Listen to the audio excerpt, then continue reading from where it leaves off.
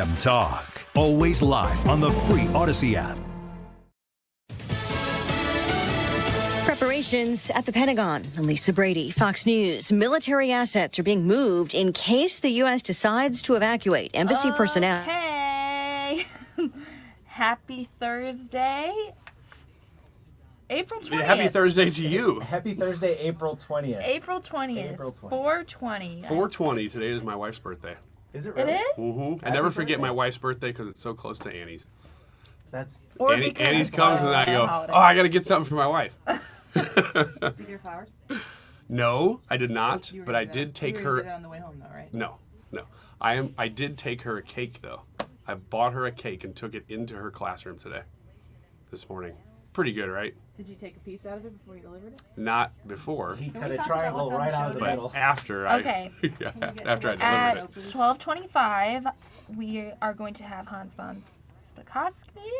I almost got it. I had to practice that name when I first started doing it. You know, I usually do pretty Into good, the but if mirror I with a think hairbrush. about how hard it is to You get pronounce, mad. and then I can't do it. Hans again. will be with us Let's at say it again. 12:25. Go ahead. Go for it. No, I'm Who thinking is about it? it too much. Do it. It's Hans. Hans Von what? Spakovsky. Spakovsky. Yeah. Spakovsky. You're close. Close enough. Then Wiggins, what do you have at 12:45? So I've got 3 stories. This is a new segment I'm going to do here, and we'll see if it works. You can see if it works with us. I'm bringing 3 stories, all news stories. I'm going to, and we'll discuss them as usual, but then I'm going to ask you guys if you can find the common theme in all 3 of these stories. Joe Biden. It's Joe Biden. Dang it. 3 more stories. Shoot, I got to go rethink this. Got to go redo the whole thing. And then at 1 o'clock, we're going to have Tyrus with us. And then at 1:25, I'm really excited for this. My own Missouri Attorney General, Andrew Bailey, will be with us to give us an update on all the Kim Gardner stuff. Lots going on. We're not about gonna. that. We're also talking about. The purpose of the original conversation was not to talk about the Kim Gardner stuff. It was to talk about his efforts on what hospitals are doing with transition surgeries and all of that. So that's actually what we booked him to talk about, but we did check and we can talk to him about the Kim Gardner stuff too. But that's a big thing that's going on in Missouri that not a lot of people are talking about. So we're gonna try to elevate that story and see what their progress is. So when you answer the phone, Do you highlight? say, mine. And then at 2:25, Trisha's going to come into the studio and Are do those ones around the Annie, corner Are You over Okay? We moved Annie, Are You Okay into Thursdays just so we knew for sure we would have enough time. Does it feel like Thursday? Yes. Feels like Wednesday to me, Yeah. which is weird because usually it's the opposite. Yesterday So, felt that's like good a news Friday today. to me. There aren't any regular yellow. Yeah, it's a very full show. So Maybe thanks for we being talk here about the early. YouTube poll? Today's YouTube poll is asking, can Donald Trump win general election for president in November 2024? Yes or no? Is that an advocacy over there? Kind of sound like you were a yes. You guys will have to find By out the later look on what I her voted. face, she looked like a no. Her voice said yes very hard, but she looked like a no to me. That's why it's good to watch the live stream and see my real thoughts. YouTube poll, can Donald Trump win the general election for president in November 2024? Also, I advise you to really read the wording. Annie does that purposely. Can he win general election for president in November of 2024? Yes or no? There's already a comment. Yay or nay? We'll star that one. All right. Cool. This is going to be a very full show, so thanks for being here. Quality candidate within the first day. That's a lot of needles. So how do they do it?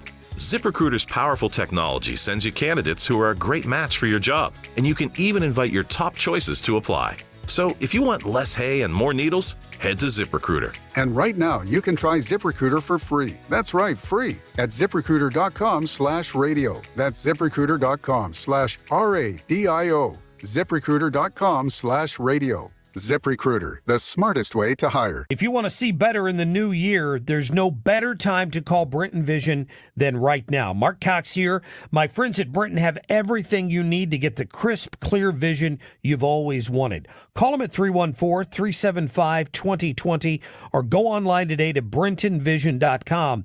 They are the only team in Missouri to perform all 7 FDA-approved forms of vision correction. That includes modern LASIK, permanent contact lenses, and if you have bad reading vision, they even have treatments for you too. So stop throwing your money away. My wife got lens replacement. She sees perfectly these days, and she loves it. Quit putting it off. If it's standing in your way of achieving your goals and your resolutions, Brenton Vision is here to help.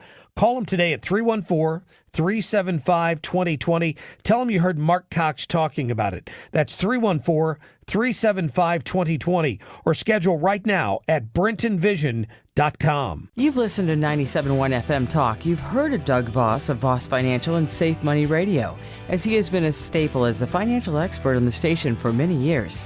You can hear him on Safe Money Radio several times a weekend right here on 97.1 FM Talk. And you can talk to Doug Voss directly. Here's his number. Call Doug at 844-676-SAFE. That is 844-676-7233. Doug Voss is a registered representative. Securities offered through D.H. Hill Securities, LLP. Member FINRA and SIPC. If you're experiencing a spring hiring rush, then you need Indeed. Their powerful all-in-one hiring platform makes it easy to attract, interview, and hire candidates all in one place. Want to find your next great hire? Visit Indeed.com/credit. Tune into the Del Walmsley Radio Show. Del, self-made millionaire and founder of Lifestyles Unlimited, will show you how to live the life of your dreams and pay for it with passive income. Listen to the Del Walmsley Radio Show this Saturday afternoon from 1 to 2 p.m. on 97.1 FM Talk. That is exactly what I needed to hear. Thank God someone here knows what they're talking about. That's us. That's right. Gotta love this American ride.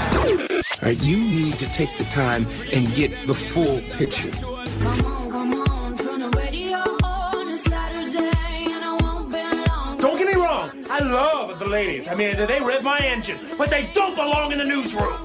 It is Anchor Man, not Anchor Lady. What do you want from me? I'm not America's sweetheart. Goodness sake, kid. Keep your voice down. Your father's listening to the radio. I'm not America's sweetheart. This is the Annie Frey Show. Nobody ever gets canceled for being too woke. So you can say the craziest thing, like men can have babies, and then nobody will, even though people are thinking, well, that's kind of nuts, nobody will say it. They'll just fall in line. Yeah, exactly. That's what I've always thought. Men can have babies. Sure. I saw a dude who was glowing yesterday. I mean, and that's the problem. And it's totally insane. Cowardice. So there's Bill Maher and Piers Morgan. I almost said Pierce Brosnan, but that's James Bond, That's right? James Bond. That's also Remington Steele for the deep cut. Ooh, I don't know what you're talking about, but there are people out there who do. So high five to you all. Talking about you can't possibly be too woke. Anytime we mention the word woke on the air, we'll often get people who'll be like, "What even is woke?" Everybody knows what woke is, and if you are pushing back on the word itself, generally speaking, you don't like how easily that 4-letter word summarizes a whole host of actions that are being taken by politicians, people who are in charge, government, so on and so forth. It's got to have a shelf life that has to be, I think we have to be at least past the midpoint. Because there are things that are taking place in society and culture right now that it's interesting to me as somebody who believes that at the heart of human nature is just depravity and brokenness and sinfulness. And I would put myself in the category of being at that part of human nature. I mean, I don't have a high. Do you know where I'm coming from? Mm-hmm. There's a brokenness that comes along with humanity. For sure. Yeah. In the church, we call it original sin. Yeah. We're not OG. Yeah, you don't have to OS. teach. Yeah, you don't have to teach kids how to be bad. They know how to be bad. You have to teach them how to be good. Yeah, and then as soon as your little babies who are all cute and adorable start being able to make decisions for their own, you're like, there it is. There it is. Right there in front of me. Look at that. No, don't do that. Smile on the face. They do that. It's just the way it works. there are things that collectively our society, out of actual kindness, which is just kind of flies in the face of what we're talking about here, people just don't do or say certain things. I find that to be social, what would the word be? I guess socially, but what's sociology? Is that what it is? Interesting to look at what I normally would think of humanity as always pulling towards the side of brokenness instead of kindness and goodness. That we can look around at people who are doing things and making decisions for themselves that we wouldn't make for ourselves, and collectively society goes, well, we should try to embrace these people, even though in your mind intellectually you know that men can't have babies. Right. We're in a place right now, probably because of an influence of woke culture, where even though you intellectually understand that men can't have babies, there has been a great amount of pressure to push you into the place where you will, against your own intellect, be okay with the concept that men can have babies, that there's a contortion of facts and science. And I said this the other day, and somebody at an event that I was at highlighted this for me later. So I that's how I know that it stuck. It's not the science. It's just science. Just science. There's no definitive nature of what the science is. Science is science. Mm-hmm. I don't think that there's anything wrong with embracing the understanding that there are people who are living their lives differently than you are, who are making choices that you wouldn't make. And when those choices don't affect your life, hate is never the way to respond to those things. If you are put in a position where you are asked about your specific beliefs or thoughts on a specific issue, which is where to me, an element of kindness goes into being woke, and it crosses a line where you will be put on the spot. You will have to answer to the very, very noisy mob behind the keyboards or the microphones or the cameras that will put you on the spot and force you into publicly picking or choosing. That's where it becomes uncomfortable for other people. Because if I'm here just living my life in a very 2023 libertarian kind of way, where of course I'm going to have my opinions on everything that everybody else says. Of course, everybody has opinions on everything that I do. And some people share them, some people don't. Some people share them with other people instead of me, and you find out those things later. Everybody's experienced that. But the idea that you can exist with your own set of principles, your own set of values and morals that are based in wherever you derive that set of personal values from. A lot of people, it's from religion, which is different than Christianity in a whole host of different ways. Maybe you don't have religion in your life, but your parents raised you with a strong sense of morality, and maybe some of what you understand to be morally sound intersects with something that maybe a Christian believes to be morally sound, or somebody who is Jewish expects to be morally sound, or somebody who is Muslim. It's possible that there can be something that somebody who has no religion or has any of those three religions or any of the other religions, we could all agree in the middle that certain things are true, and where we derive that moral compass from is different and varying. In America, that's important that we uphold that. But now what we have is a new circle that comes in, and it's essentially a religion of woke ideology. The woke nature of it is the thing that is worshipped. It is the text from which you pull your morality, and that text is ever changing. For Bill Maher, who growing up, Brad, Bill Maher would have been like the left of the leftists. Oh, for sure. He was pretty far left when I remember that growing up. The people who were supporting the social liberalism of the 90s and maybe the 80s. I don't know how far back he goes politically, but the people who are out there supporting what would be socially leftist and progressive, that's Bill Maher. Mm-hmm. And when Bill Maher comes on the scene now, he sounds socially libertarian to a tinge of conservative just on the basis of what is social conservatism today. It's the idea to have a differing opinion all by yourself without the imposition of another political activist group coming in and dictating to you, you are wrong in this. And not only are you wrong, you will admit that you are wrong and you will pay the penance for your sins in this area until we deem that you are now worthy to be a part of the conversation again. And the truth is that you never really get to be a part of the conversation again. That's what canceling is. If they successfully do what the woke religion says must be done, you either fully subscribe and you say how high when they say jump, or effectively you will be canceled. Bill Maher is defying that. Piers Morgan is not somebody who's out there as a center point for conservatism. Mm-mm. But he pushes back on things that he thinks are entirely, obviously, probably stupid, if I'm using Piers Morgan terms.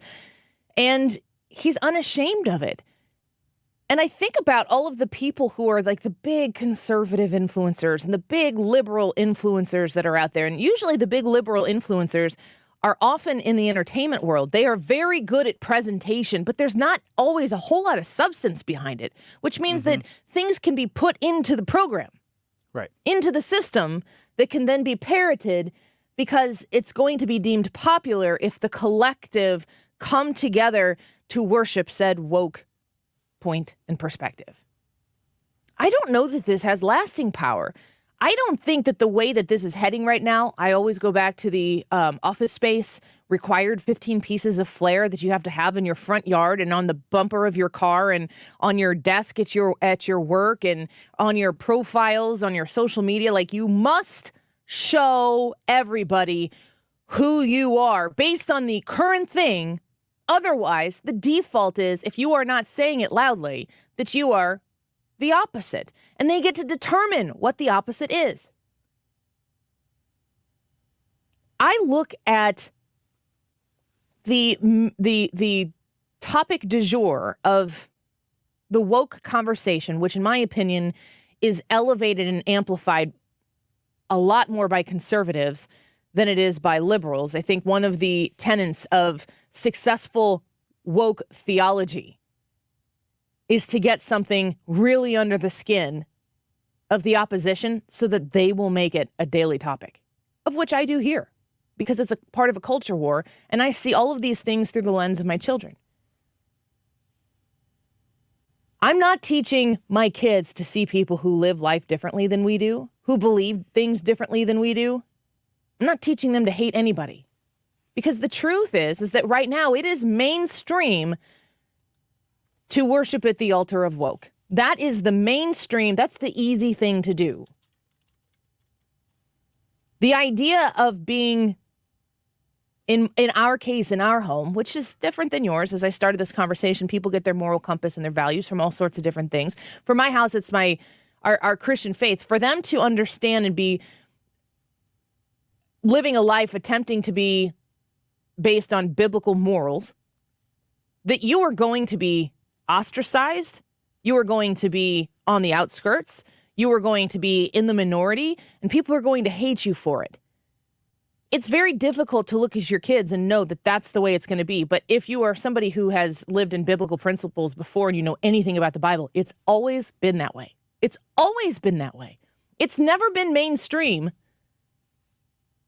to be reserved about your life. It's never been mainstream to have not politically conservative, but just, conservative morals about yourself. There's always been an element of push that moves you into the direction of deviating from what is considered morally sound based on biblical principles. And I think that those biblical principles in Christian faith, Brad, you studied religion, you're a pastor yourself. There are many intersections between moral expectations of the Christian faith and essentially almost every other A faith. lot of them, yeah, for sure. They're Not a carbon copy. not a carbon copy, but they're The idea is that truth exists, and that it doesn't matter what your religious background is. You can come across that same truth, and that truth is true no matter what. So things like most people believe that taking an innocent life is bad. It's wrong. It's Life is evil, valued. and life is valued. That is a fairly common thing across all moral compasses. Every moral matrix. And I frequently say, and I always get pushback when I say this, but other people understand what I mean by this. Brad, you don't have to have a Christian worldview or a religious worldview to value life.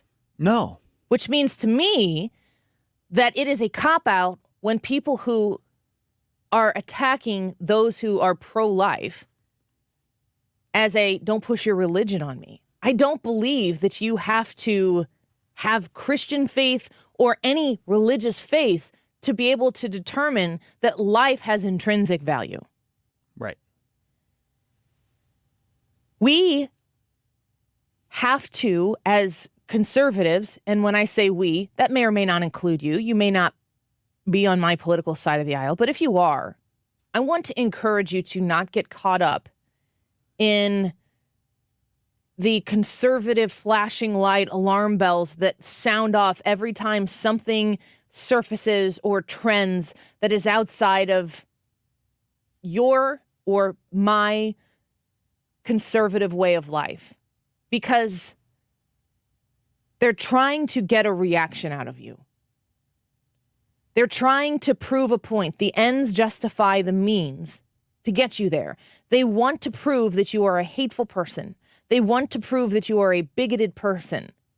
They want to prove that if people like you are in charge of helping lead this country, that there's only going to be a certain kind of people who are okay here. And what I want to encourage you to do is a two-step process. First, I want you to look inward and ask yourself, who do you hate? Like, truly ask yourself, who do you hate? I hope there's nobody that you hate. And then I want you to ask yourself, who do you disagree with and why? Because there is a difference between hating and disagreeing. And we have to, as conservatives, the principle of the First Amendment is to be able to be strong and bold in our disagreements. But first, we have to ask ourselves if it's based in hate. And my premise is it's not. There is hate out there, and it exists on every side of the political spectrum. But you can be empowered to disagree with anything that exists based on your own principles and perspectives. And if it is not rooted in hate, you should amplify it, and you should welcome rich debate with anybody who is willing to approach you with the same respect that doesn't involve predetermined hate, because you are not like them. All the emotions flare. You see things that you disagree with, and you've got people who you feel like you're being backed into a corner. Ask yourself if you were taking voluntary steps into the corner. Don't do it. Boldly disagree, boldly and strongly advocate for what you believe to be right and good, but only if it's not in hate. And I think that's an exercise that we can all go through that will help us articulate our position on so many of these issues in a much more impactful and productive way. Let's take a quick break. Hans Von Spakovsky is going to join us when we come back. There's a whistleblower out there with the IRS that says that the Hunter Biden investigation is being mishandled. What does Hans know about it? Well, we'll talk to him when we come back, and then Wiggins America right after that. Don't go away. We'll be back in a minute. There's someone I used to see, but she don't. This is the Annie Frey Show. Follow Annie on Twitter @AnnieFryShow. Well, let me get to the point and turn the radio loud. I'm too alone to be proud, and you don't know how it feels. You don't know how it feels to be me. Probably a lot of people getting in their comfort zone today. If you are looking to get in yours, Air Comfort Service is there to help you. And I'm talking about HVAC people. What are you thinking? Temperatures are starting to warm up, and if your air conditioner isn't servicing you the way it is supposed to be, think about the cost of energy. It's skyrocketed lately, and if your air conditioner is running more than it is needing to, you are going to be paying for that. Air Comfort Service can come out and do a maintenance check on you. It's not going to be long before your air conditioner needs to run all day. Did you know that your furnace works with your air conditioner to cool your home?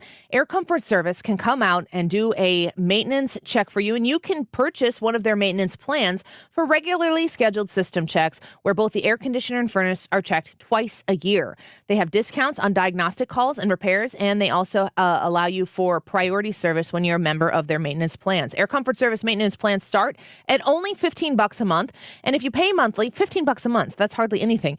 You get your 12th month free. This is going to make sure you don't incur any of those surprise, ungodly, costly repairs with your HVAC system. Find them online at aircomfortservice.com. An update from Illinois Family Institute, illinoisfamily.org. The Chicago Alliance for Life is encouraging pastors to open pro-life pregnancy care centers in their church buildings. How much of our church is being used throughout the day? We could give a couple of rooms for this and give people the opportunity to save their children. The Reverend Charles Moody, the pastor of Chicago City Life, says while he and his congregation open a pregnancy care center, their 15,000 square foot facility on the south side could eventually, through the Lord's leading, be the home of a maternity house for women. This is going to start a wave in the African American community to bring resources to help life. Stay informed about life issues and action steps to protect life. Visit illinoisfamily.org and sign up for IFI emails for updates on legislation, events, and other information. illinoisfamily.org. Surprise! Surprise! You know, surprise parties, they can be fun, right? Well, financial surprises, not so much, especially when you're retired, like finding out you owe more in taxes than you thought you would, or having to go back to work to make ends meet. Maybe you think you'll be okay, but why not double check just to be sure? Call Marvin Mitchell at Compass Retirement Solutions and schedule a retirement double check. Marvin and his team have been helping families plan for retirement for more than 15 years. Call 314-373-1598 to schedule your retirement double check with Marvin Mitchell at Compass Retirement Solutions. That's 314-373-1598. Don't let a financial surprise derail your retirement dreams. Give Marvin and the team a call, 314-373-1598. Firm offers insurance services, investments, and services offered through Compass Retirement Group, a registered investment advisory in Missouri and in Illinois. It seems like the last few years now, the violence, the hate, the anger is growing. I'm going to try to keep this as upbeat as possible, but to all the police officers, I want you to know we have your back. Not to forget about the fire or EMS, first responders, and definitely not our military. You all put your life on the line. I can't tell you. There's not a word I can say. Thank you is just not enough. And I believe 99.9% of Americans respect what you do. Do whatever you have to do to get back to your family during your shift. From my family to your family, and I think I can speak for overwhelming majority of overwhelming majority of human beings. Stay safe, and thank you for protecting us and doing what you need to do. St. Louis is home for conservative talk. Governor Mike Parson. The media, Mark, it is literally just an agenda. Thank goodness you guys are out there that sure are trying to give honest information. 97.1 FM Talk.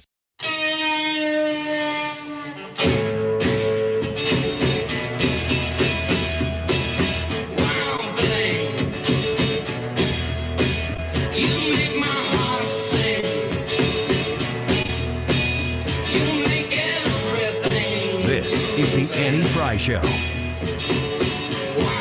Follow Annie on Twitter @Annie Frey Show. We learned a lot that was new.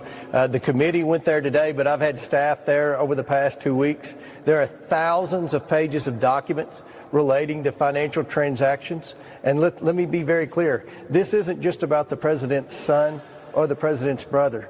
We've identified 6 new Biden family members involved in shady foreign transactions that we believe were a direct result of influence peddling.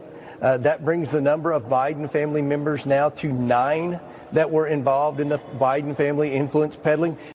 We the people of the United States, More perfect. your form of our perfect union. Heritage legal expert Hans Von Spakovsky. Hans, welcome back to the Annie Frey Show. Great to have you back here. The Biden family question marks are getting bigger and bolder for people to understand exactly where the money went and how it got there. No, that's true. And even worse for them is that apparently there is now an IRS whistleblower, a criminal, one of their criminal investigative agents, apparently a very senior individual within the IRS who has not only gotten a lawyer, but has already filed complaints with the Inspector General of both the Justice Department and the Treasury Department, and is seeking to provide information to Congress. And what he says is that IRS agents and the FBI developed information sufficient to criminally prosecute Hunter Biden and political appointees within the Justice Department said, no, we're not going to do that. So that is, I guess it shouldn't be shocking to people, but the fact that we now have potential evidence of this, and it may come out in Congress, that's really something. And by the way, and his lawyer says, listen, nobody's going to have to take this guy's word for it. He apparently has the documentation, including email communications, to prove what he is saying has happened. So, Hans, I think about the reaction to these types of factual developments. This whistleblower exists.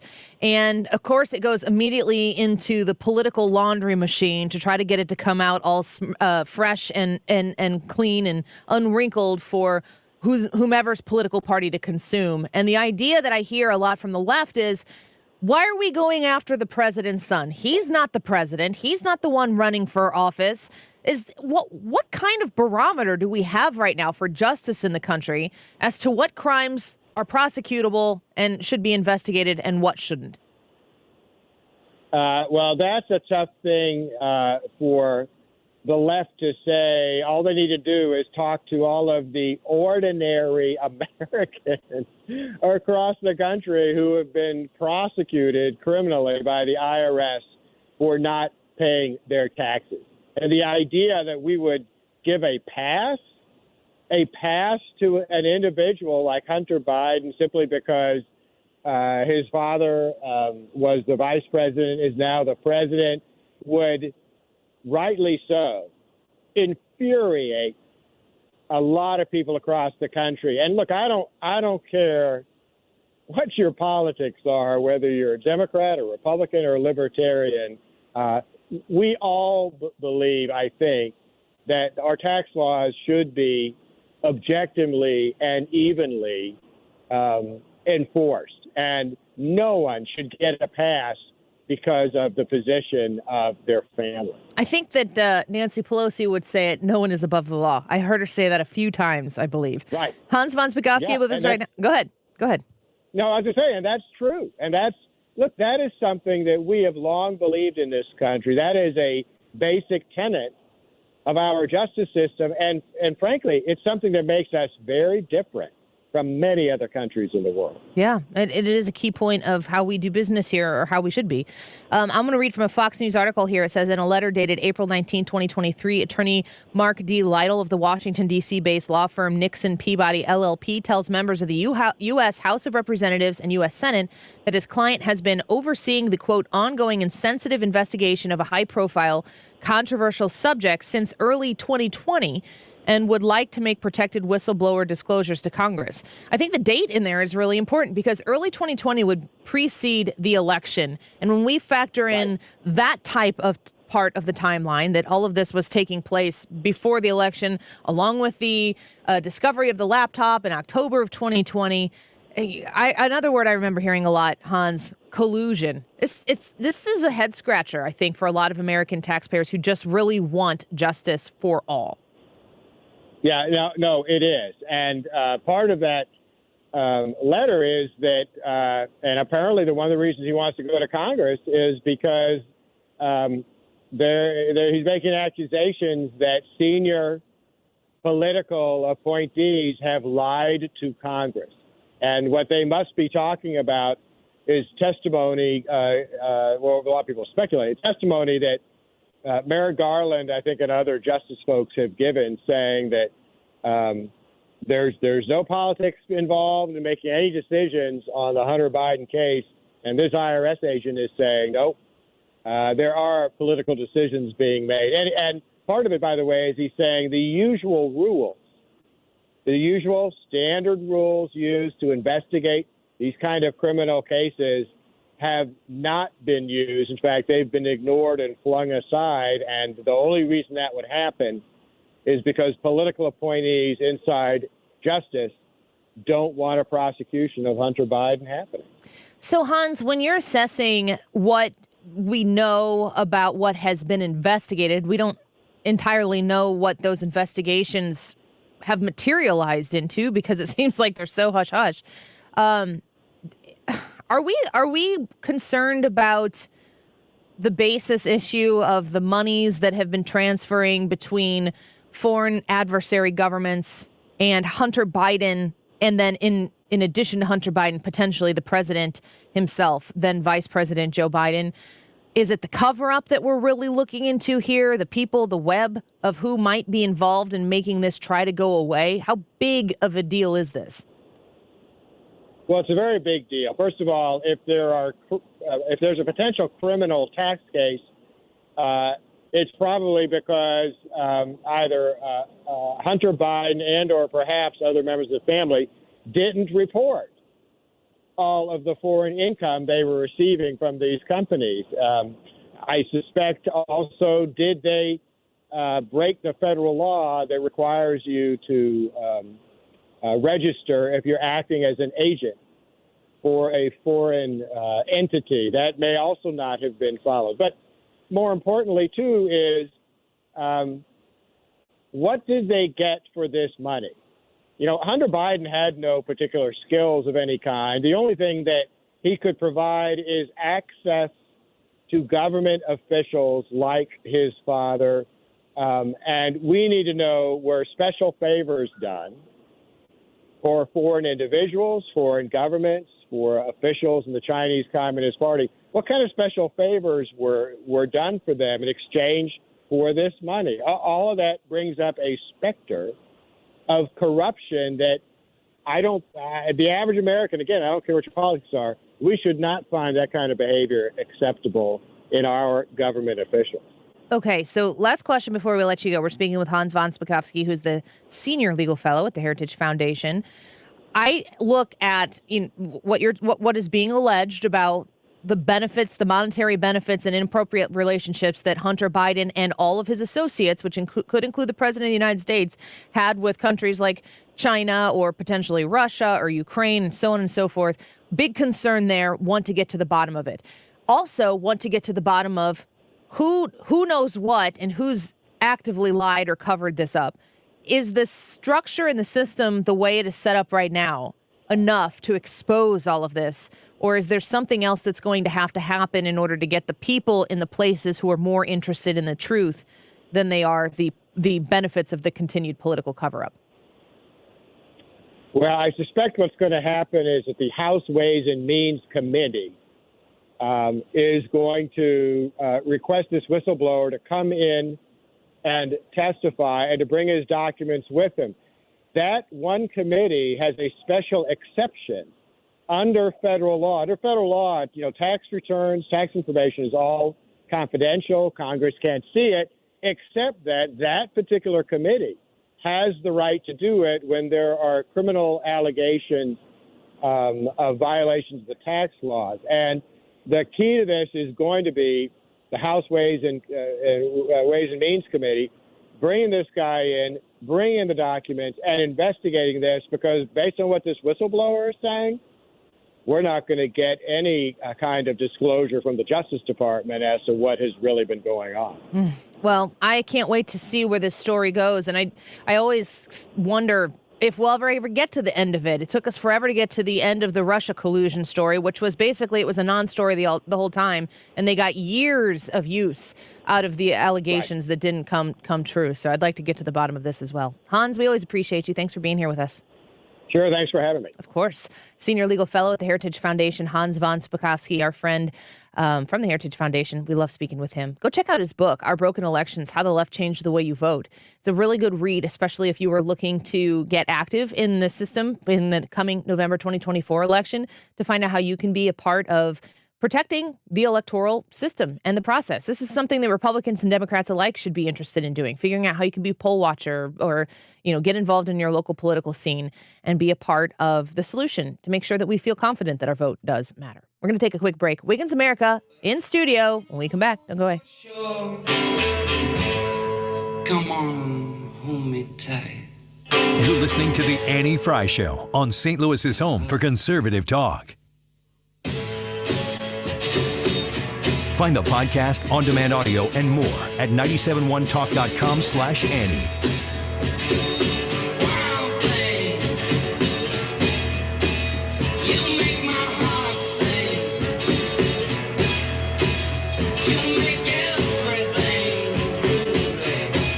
Remember, if you are not sleeping well, there is a solution, especially if it's sleep apnea. You may not even know it's sleep apnea. Go see my friend, Dr. Ty Parker in Fountains Family Dentistry. They can not only tell you if it's sleep apnea, they can direct you if you want to get that diagnosis to somebody who can help you with it. But you don't have to have the diagnosis. They can just help you right there in the office. Get one of those mouth guards. They call it sleep medicine. Again, I keep telling them, stop calling it sleep medicine. There's no medicine involved. In fact, that's one of the greatest things about it. You don't have to take anything. You don't have to take melatonin. You don't have to take anything. Just put this little retainer in your mouth before you go to sleep, and it kind of holds your jaw from getting too lax, and that's what causes sleep apnea. It's causing the lack of oxygen in your brain, which is causing you to feel tired during the day. So get it all checked and get it fixed at Fountains Family Dentistry. They can do that for you. They've done it for me, and I swear by it. I will not use one of those ever. Double negative. Does that make sense? I will always use one of those devices from Fountains Family Dentistry. Visit them online at fountainsfamilydentistry.com. This is a special alert to all Americans who own a vehicle with less than 200,000 miles with an auto warranty about to expire or with no warranty coverage at all. Due to a decline in the economy, CarShield is announcing a low-cost month-to-month vehicle protection plan that is now available to the public to save any driver out-of-pocket expenses on future auto repairs. Call now to find out how you can pay almost nothing for covered auto repairs. Yes, you heard that correctly. Pay almost nothing for covered auto repairs. An open phone line has been established for all drivers to call for a free quick quote. Call 800-652-5241 now. Drivers who are covered will not have to pay for covered repairs again. This protection plan is at an all-time low. Additionally, drivers who activate this vehicle protection today will also receive free roadside assistance, free towing, and car rental options at no additional cost. Call us for your free quick quote today. 800-652-5241. That's 800-652-5241. What do you have to lose? Call 800-652-5241. Again, 800-652-5241. We've been here 30 years, 30 Christmases in this house, and we have the traditions that most families have. That's Terry talking about her experience with Rhino Shield ceramic coating. We did Rhino Shield 14 years ago, and the house still looks the same as the first day. Rhino Shield really worked with me to help me get just the right nice soft yellow, and it's 14 years later and it's the same color. The main reason Terry called Rhino Shield is because it's backed by its 25-year transferable warranty. It just sounded wonderful that we could have the house coated with Rhino Shield and not have to worry about it again for 25 years. Take it from Terry. Give Rhino Shield a call now for a free evaluation. 877-25-RHINO. 877-25-RHINO or visit 877-25rhino.com. There have been neighbors that have come by and said, "Did you just have your house painted?" Because they wanted to know who the contractor was. And I said, "No, it's actually Rhino Shield." 877-25rhino.com. You're listening to the Annie Frey Show live from the Air Comfort Service Heating, Cooling, and Insulation Studio. Save up to $7,500 on a new hybrid HVAC system and save an additional 20% when bundled with attic insulation. This is a limited time offer. For details and a free estimate, visit aircomfortservice.com. Connect with the personalities and give your feedback. 97.1 FM Talk is on Facebook, Twitter, and Instagram. For content that's additional to the radio, join us there.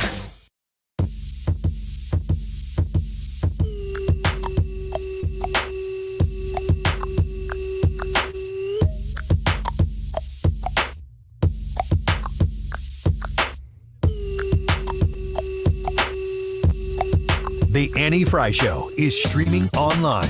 Watch us live on YouTube and subscribe. It's really funny to learn all of the music that Hannah associates with weed. Yeah? Today. Wild Thing? Wild Thing? I thought that was pretty good. Is that what you smoke your weed to? Nope. What do you smoke your weed to, Hannah? I can't say. It's all legal everywhere now. Is it? In Missouri and Illinois, it is. Illinois has been smoking legal weed for a long time. Oh. You can tell when you go into Walmart at 10 p.m. Oh yeah. Man. Or 9 p.m. or 8 p.m. Or when you drive by it at those times. Yeah. Isn't it not the absolute worst that you can be driving down the street and smell it and get a waft of skunk? Yes. And it ain't a skunk. Yes. And now my kids are like, Dad, that's weed. Was that marijuana? Yeah. Oh, they know. I remember. Yes. I remember when it first became legal. Terry was like, "What is that smell?" I'm like, "Terry, that's what pot smells like." She's like, "Oh my gosh." Wait, I'm just trying to teach my kids all the different names for it. Wiggins. Oh, Wiggins. We refer to it simply as marijuana. The ganja. Nah, we don't do that. A little sticky icky. We Never heard that really one. need to post this on the wall so we all have access to it at any given time. So there's a theme to the music. Is it all weed music today? Yeah. I'm really, really proud Hannah takes of the her job one- really seriously. Oh, No what kidding. segment did I put that in? I think it is. Is it that song, at She's one- So High? Nope. At 145. I'm really proud of that one. 145? 145. Okay. 145. I'm really proud of that. Ooh, selection. you've elevated our expectations. I hope you don't let us down. Yeah. Well, I'm glad to hear that you had a theme because that's what this segment is. We just found out that Tyrus is sick, so he's not going to be with us at 105, so maybe we'll talk more about weed later at 105. Oh, okay. You guys can stick around. Okay, that sounds good. Tell all our weed stories. So there, yeah. It's going to be a really short segment. Like, oh, shoot, be we're over done at after a minute. 106. I feel like I might have the best ones. Well, now we have to know. Looking forward to this now. I mean, really, Brad. I had no idea. Okay, so. Todd on YouTube says, Annie, guess what I baked last night? And I was thinking about what we're talking about. He was talking about fresh banana bread, which is fantastic. What was in that banana bread? Carry on. We'll get to it now. Okay, the theme of this Wiggins America is that I've got 3 stories.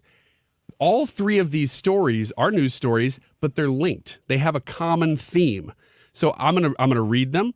We can talk about them, but then I want to know if you guys can find what the common thread is between these stories. And my money is on Joe Biden. Yes, that's me. Good luck, because you said that in the pre-show, and then I went, uh-oh, I better change Will this you up. do this whole one as artificial intelligence? This whole segment? Yeah. Alter your voice. But the Jamaican one. No, Because no. it is 420. I'm going to do it as Can we artificial. say that? I don't even know. I'm going to do it as artificial intelligence doing Ryan Wiggins. Unlike usual. Right, I'm just going to do it. That's normal intelligence. This is artificial intelligence reading these stories as Ryan Wiggins. Ready? Oh, boy. Here we go. This is what you think you sound like? This is what I think I sound like right here. Does it sound differently? Because that's how good the AI has gotten. That's right. That was There. the joke. Can't even tell the difference. Exactly. All right, here's story number 1. The United States has a long history of equating economic success or failure on an individual's hard work and talents alone, without any regard to the larger structural forces at play. That is Cook County Board President Tony Periwinkle announcing a program which launched at the end of last year that is now in full effect. It is the nation's largest test of whether a universal basic income can reduce poverty. in Cook County. That is, of course, Chicago. There are $42 million at stake here. 3,250 households won a lottery to get $500 a month for 2 years. There's a lot of numbers here. 30, yeah. I'm getting. All right. Just get to the point. 3,200 households applied for it. I'm sorry, 3,200 households got it. 233,000 people applied for it, but very few are in it. The question is, as this thing is now rolling out and people are actually in the program, do you think it's going to work? Is it going to solve poverty? I am under the impression that whenever you inject money into the situation, you just create inflation. Money? Good question. That is taxpayer money. That is definitely taxpayer money. So what you're doing is you're giving people more money than what they had before, and they're already planning on spending. You're really relying on these people to say, let me spend this money in a responsible way. I doubt that's going to happen. I think you're going to see people buying like computers or whatever, and you're going to end up with just inflation because you've increased the amount of expendable money or free money that people can spend. So looking into 2024, there's already a huge budget shortfall in Chicago. They don't have enough money to FYI. The bigger question is not necessarily, is this going to solve poverty? Because I think we probably know the answer to that. It's going to create government dependency on a greater scale. But will Chicago even be able to admit that it doesn't work? Or is the whole point to basically get this in place and then keep it forever? What's the next story? I'm trying to guess the theme. Fine. Go on. No, that's fine. I think Chicago's proved. I'm sticking with Joe Biden. Okay. Chicago's proven they can't change their mind on anything. Okay. Poverty. Okay, you sticking with poverty? Annie's saying Same Joe Biden. Here's number 2. We will do what makes sense to get people into treatment. Part of the program are low-dollar gift cards, as an example. But that is part of a philosophy to do the outreach and to develop the relationships such that people realize if they don't change their way, they will die. That is the mayor of Seattle talking about meth overdoses in Seattle that have skyrocketed in recent years. And they are proposing a program in which if you participate in the program, you try to get off of meth, they will give you gift cards. So it's there is debate here on whether or not this is going to work, first of all, but also, is this worthwhile use of taxpayer money? Is it worthwhile to take taxpayer allocated dollars, put them into gift cards to incentivize people to get off of meth? Man, there is not enough money in the world. There's just not to incentivize somebody to get off drugs. Is your theme question still poverty, Hannah? Worthwhile taxes? I know what this is. Do you? I've got it. I've got it nailed. Please take a guess. So it's Democrats throwing money at problems because that's all they know how to do to solve them. Joe Biden. Poverty. Maybe we all win. You're getting there. You're getting awfully close. And we all lose. Yeah. Win. Well, Here is, well, you win big if you win the lottery and you're one of the 3,200 families or whatever.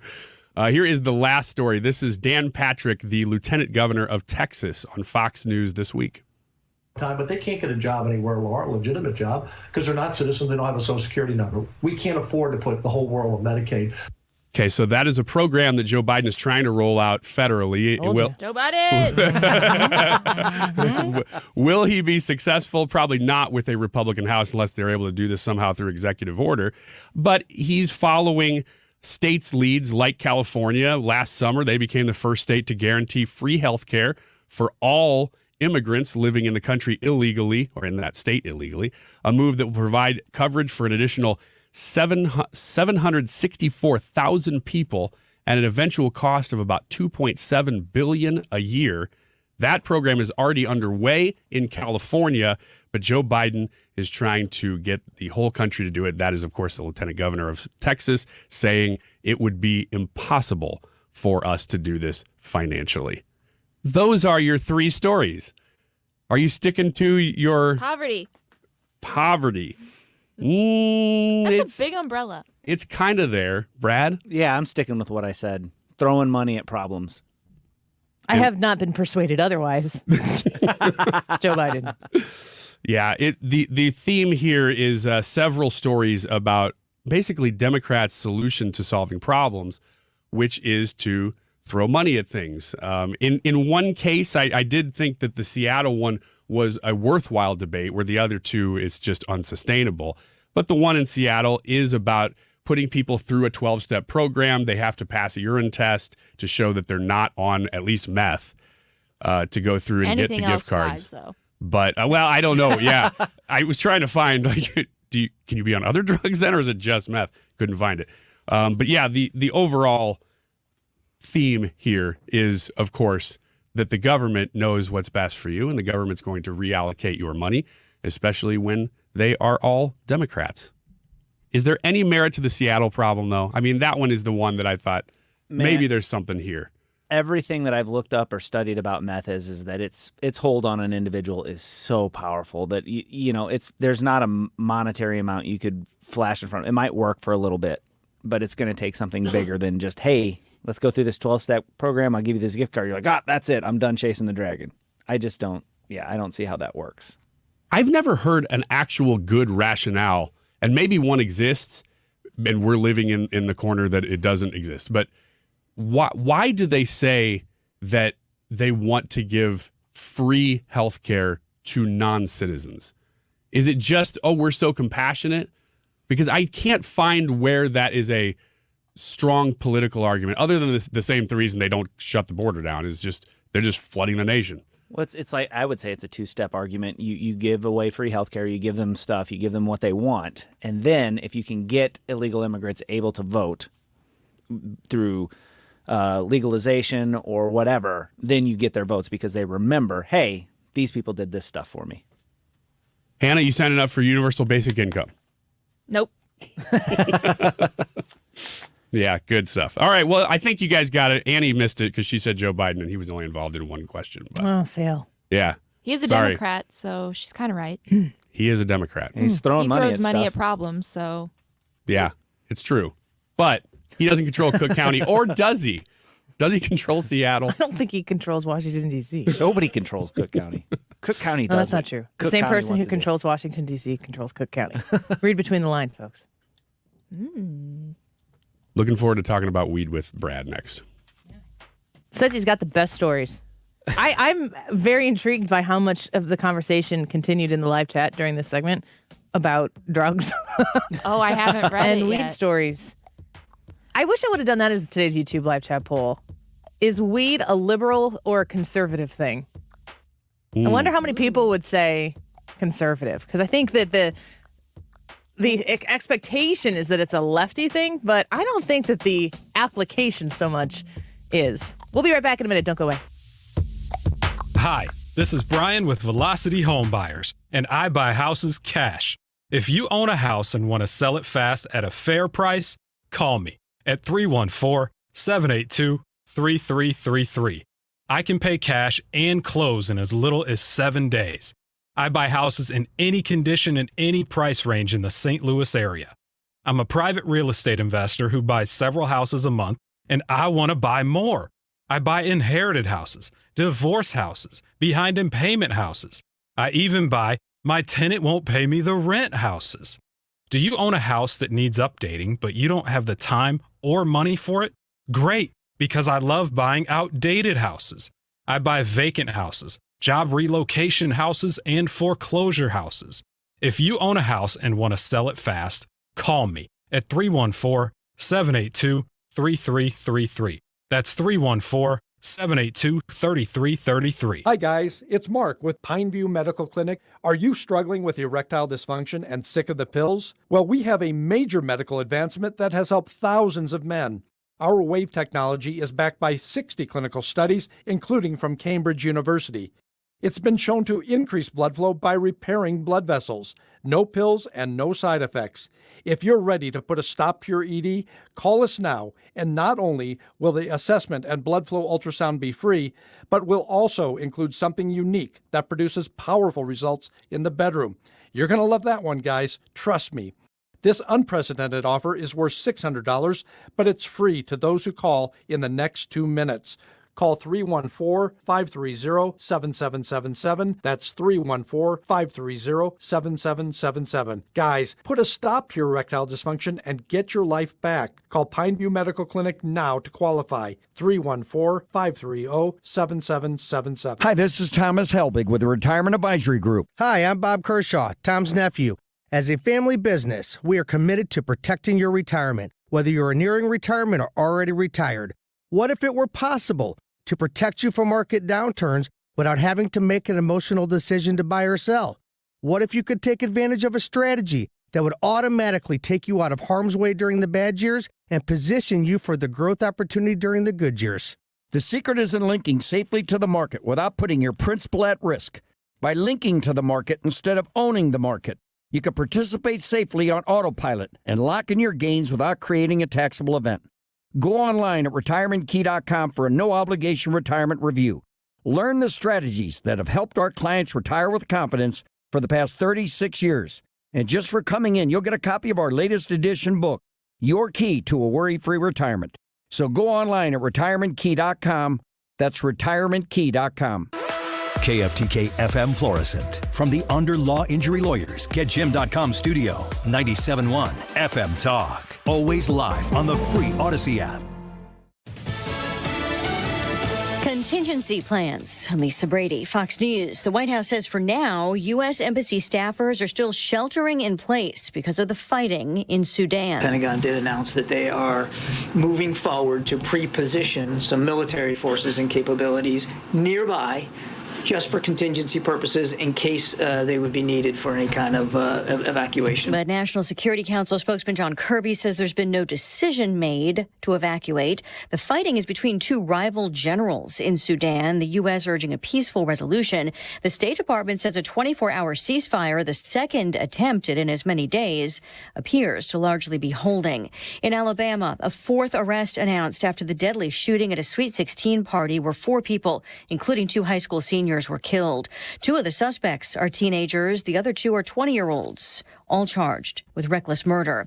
The Biden administration urging Congress to sign off on new investments for railroad safety and efficiency. President Biden's budget request includes $1 billion for railroad infrastructure. Funding Transportation Secretary Pete Buttigieg says will make rail lines safer by implementing cutting-edge technology. Further refining autonomous track geometry systems and rail integrity systems. They use ultrasound to help identify rail flaws that might not be visible to the naked eye. Members of Congress have been critical of the Biden administration's response to a February train derailment in Ohio that released toxic gas and chemicals into the air and nearby waterways. Fox's Jared Halpern at the White House. SpaceX still considers today's launch a success.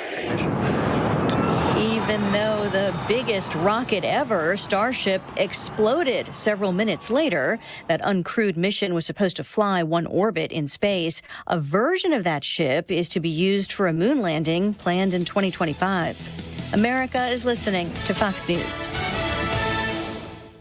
Do bank closures, inflation rate hikes, and the roller coaster of the market frighten you as much as it does me? You need to call Oxford Gold. Securing your IRA or 401k with real gold and silver is a portfolio protection plan, and Oxford Gold has made it as easy as 1, 2, 3. One app, one call, and you pick the precious metals. That's it. You now own real precious metals. Call Oxford Gold today and learn more about the 1, 2, 3 protection plan at 833-404-GOLD. That's 833-404-GOLD. The internet can be an all-you-can-eat buffet for identity thieves.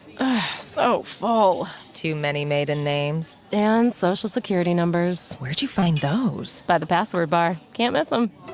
LifeLock alerts you to identity threats you could miss by monitoring your credit and bank statements. If your identity is stolen, a dedicated U.S.-based restoration specialist will work to fix it. No one can prevent all identity theft, but everyone can save up to 25% off their first year with promo code NEWS. Go to LifeLock.com. Air Comfort Service, heating, cooling, and insulation, weather. The atmosphere is going to be rocking and rolling as we go through the afternoon with thunderstorms around 78 for the high. Main features will be quick, heavy downpours of rain, street flooding, lightning, and a 20-degree drop in temperature. And then for some of us, there'll be hail, some damaging winds of 60-plus miles per hour, and some small spin-up tornadoes. Most of the action will be out of the picture by 9 o'clock tonight. This is 97.1 FM Talk Chief Meteorologist Dave Murray. Let's celebrate the achievements of our party and community. This is Annie Frey inviting you to join me at the 66th Annual Lincoln Day Dinner on April 28th in Edwardsville, featuring guest speaker, Missouri Secretary of State Jay Ashcroft. Learn more at 971talk.com/events. Worldwide Technology, recognized as a great place to work for 12 years in a row, is hosting a supply chain career event on April 29th at their North American Integration Center in Edwardsville, Illinois, to connect with skilled professionals in the technology production and supply chain industries to fill dozens of roles. Positions include warehouse specialists and managers, production supervisors, configuration techs, and more. These jobs come with competitive pay, industry-leading benefits that even include your pets, and an award-winning culture with career development that gives you options to grow. Learn more and apply online at wwt.com/careers. Did you know the IRS is a super creditor? Hi, I'm Lance Drury with the Lance Drury Law Firm. The IRS is the only creditor that can create a bill for you without your permission, then drop the hammer and aggressively collect it by wiping out your bank account, seizing your assets, and levying your wages. No other creditor can do that, and this can all happen without a court approval. If you owe back taxes, you need to be prepared to face the super creditor. Don't just sit back and take it. Fight back. At the Lance Drury Law Firm, we know how to use the laws to your advantage and go toe-to-toe with the IRS. Our office is located right here in St. Louis. Contact the Lance Drury Law Firm today for a free consultation with me, or visit us at lancedrurylaw.com or call 314-260-6120. That's 314-260-6120 to get started. The choice of a lawyer is an important decision and should not be based solely upon advertisements. That is exactly what I needed to hear. Thank God someone here knows what they're talking about. That's us. That's right. Gotta love this American ride. All right, you need to take the time and get the full picture.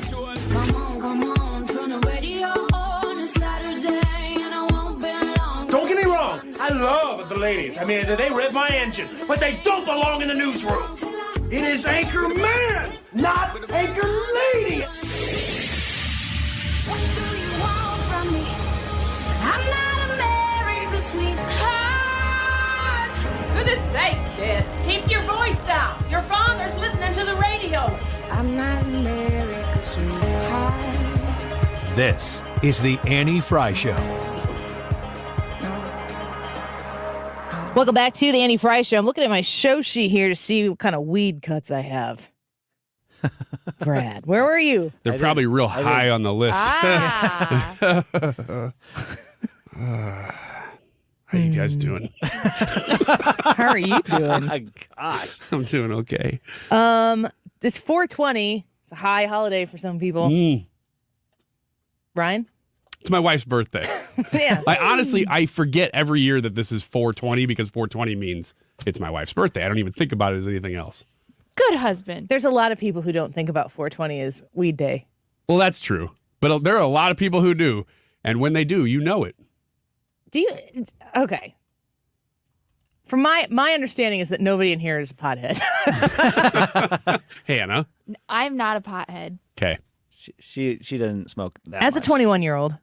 As a 21-year-old, I am not a pothead. Does the concept of 420, somebody explain it. That's a great I question. don't I don't know the history of the holiday. Okay, I'll explain it. Always have known it is. Isn't 420 the best smoking time of the day? It has to do with the time of day. So I Yes. think they just transferred that to Yes, the it day. does. Right? Yes. That's it. Yes. Okay. Yes, it's not deep. But which is, I know, going to come as a dramatic shock to most of you. But why did they determine that 420 was the best time for it? I've never smoked weed in my life, but I would assume like 420 is the beginning of the downtime of my day in a I'm a mom of 4 kids sense. Okay. my day doesn't stop until I just have to stop physically and lay down and sleep. But the idea is that 420 is weed smoking time. And so why would you not obviously translate that to April 20th?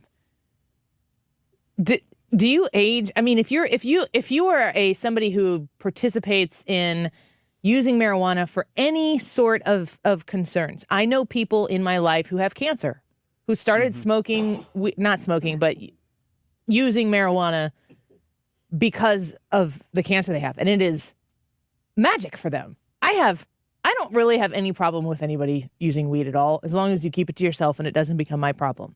I have talked on the air before about the legalization of marijuana, and I've researched it. I'm not a user of it. I am a very minimally social drinker. I like a good cocktail. I'm not really a beer drinker, and I'm happy to be the person who's not drinking and who is helping people get home safely, and just to know that there is somebody there who's the person to facilitate that safe drive home.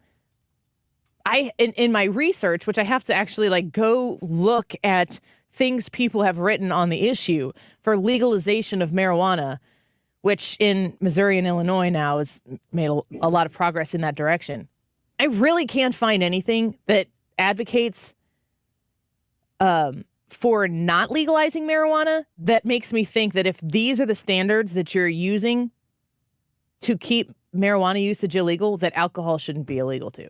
And I don't want that to happen. My only argument against it personally, and this is very personal, is that when you are drinking and you are near me at a sporting event or something, I usually can't tell. If you are smoking, really, I Oh my can't. gosh. No, it's the smell. It's the smell. That's what I'm getting at. I here. can Weed smell the is liquor not on people. always scent. No. Not at all. If you're eating a brownie or something, that's completely different because then I don't know. But if you are smoking it, and for instance, if you got in my car, Yeah. if you were drunk, I usually couldn't smell it. If you were high, I could definitely smell it. I can spot a drunk person way faster than I can spot a high person. I can smell a drunk person as quick as I can smell a high person. Yeah. Well, that is an incredible gift you have then. Oh, it's not a gift. But, yeah, I don't know. I mean, growing up in high school and whatever, I never did partake, but I hung around with a bunch of people who did. And I've never really seen a positive come out of it. I've never looked and said, Wouldn't you say the same thing about alcohol? yeah, for sure, but I don't drink either. And that's a big reason why. I looked at it and I said, this is too much of a risk for something that I'm not really all that worried about. The whole thing behind smoking weed has always been, it makes you feel good. It's that whatever, that high, that buzz, whatever it is that you get from it. And it's the same thing with alcohol. People drank it when I was in high school to get drunk, to get buzzed. And I just never was interested in that, never needed that. And then I look around and you see people that their lives are utterly consumed by it. Not that that's everybody, but there are people. Same with alcohol. Right. There are people out there. Yeah. This is for whatever. Their lives become so consumed with whatever substance it is that it ruins their life. And to me, that little bit of a good feeling you get for however long that lasts was never worth. But you're the talking risk. about your choice. That was, absolutely my choice. And your choice and your perspective on those issues may be different than other people's choice and perspective on those issues. And, if you're going to enjoy an alcoholic beverage, my husband will love to have a beer while he's grilling. I think that's a very normal thing to do. He's out on the deck, he's grilling dinner for us or for people who are at our house, and he'll stand out there by himself if he's cooking outside and the family's inside, and he just enjoys a beer. I mean, he probably has one beer. Maybe there are 2 beers consumed if it's a weekend or whatever.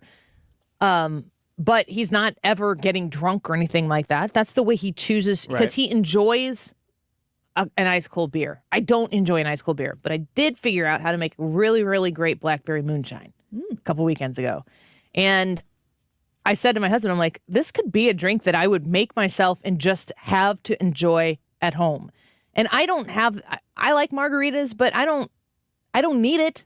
I drink an ice water or a Diet Mountain Dew and be just as satisfied through having that cold beverage. But those are all choices that you make. And if you're somebody who, a lot of the advocacy that I hear from people who are in my life who do partake in marijuana usage, it helps them sleep. And they previously were on medication, which is chemically based way to influence your body to sleep, can become addictive. So they use it to help sleep. They use it to help manage anxiety, which previously was used. They would use prescription medication to do that. I haven't done it myself, but I don't know why we would be saying legally no to that. Yeah. When the alternative, why would we be okay with chemical medication? Yes, that's fine, and we trust you to use this as prescribed, and to take this the way you're supposed to, because you could abuse that stuff too, for sure. Why would we be okay with that and not be okay with something that, like when I tell my kids how to eat healthy, when I'm just teaching them the idea behind eating healthy, I always tell them, if God grew it, if God made it, that's the way to go. Like the closer you can get to the way God created food for us to eat, the healthier that food's going to be. I don't know that like grown medicinal solutions would be apart from that in the context of an appropriate, non-abusive way. Yeah, I definitely get the argument. I think this is a very, very good debate because it's not clear. That is what makes it a good debate. But where do you draw the line then? Because if it grows, it's fine. Then you're also talking about mushrooms and things, and do you then include those in a conversation? Because the line is where you always, it's always a spectrum of a line. Do. Yeah. And some people would say, yeah, that's fine too. And some people draw it at absolutely no restrictions on any drugs.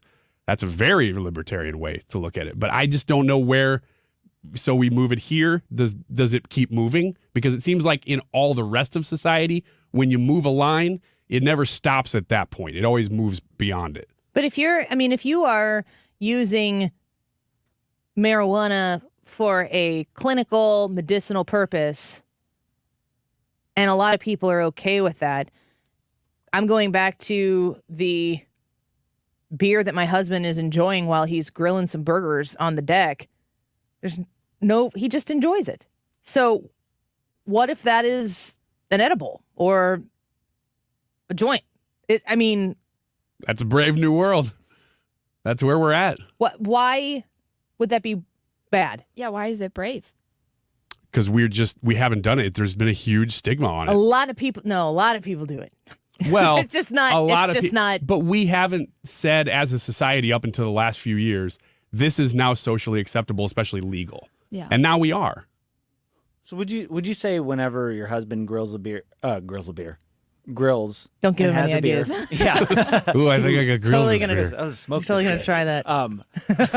That's after the joint. Yeah. My husband is gonna get texts now from people like, so Annie was talking about you on the air. None of this is true, honey. But I mean, except for the beer part. When you say he enjoys the beer, he enjoys the taste of beer. He's not doing it to get buzzed or anything like that.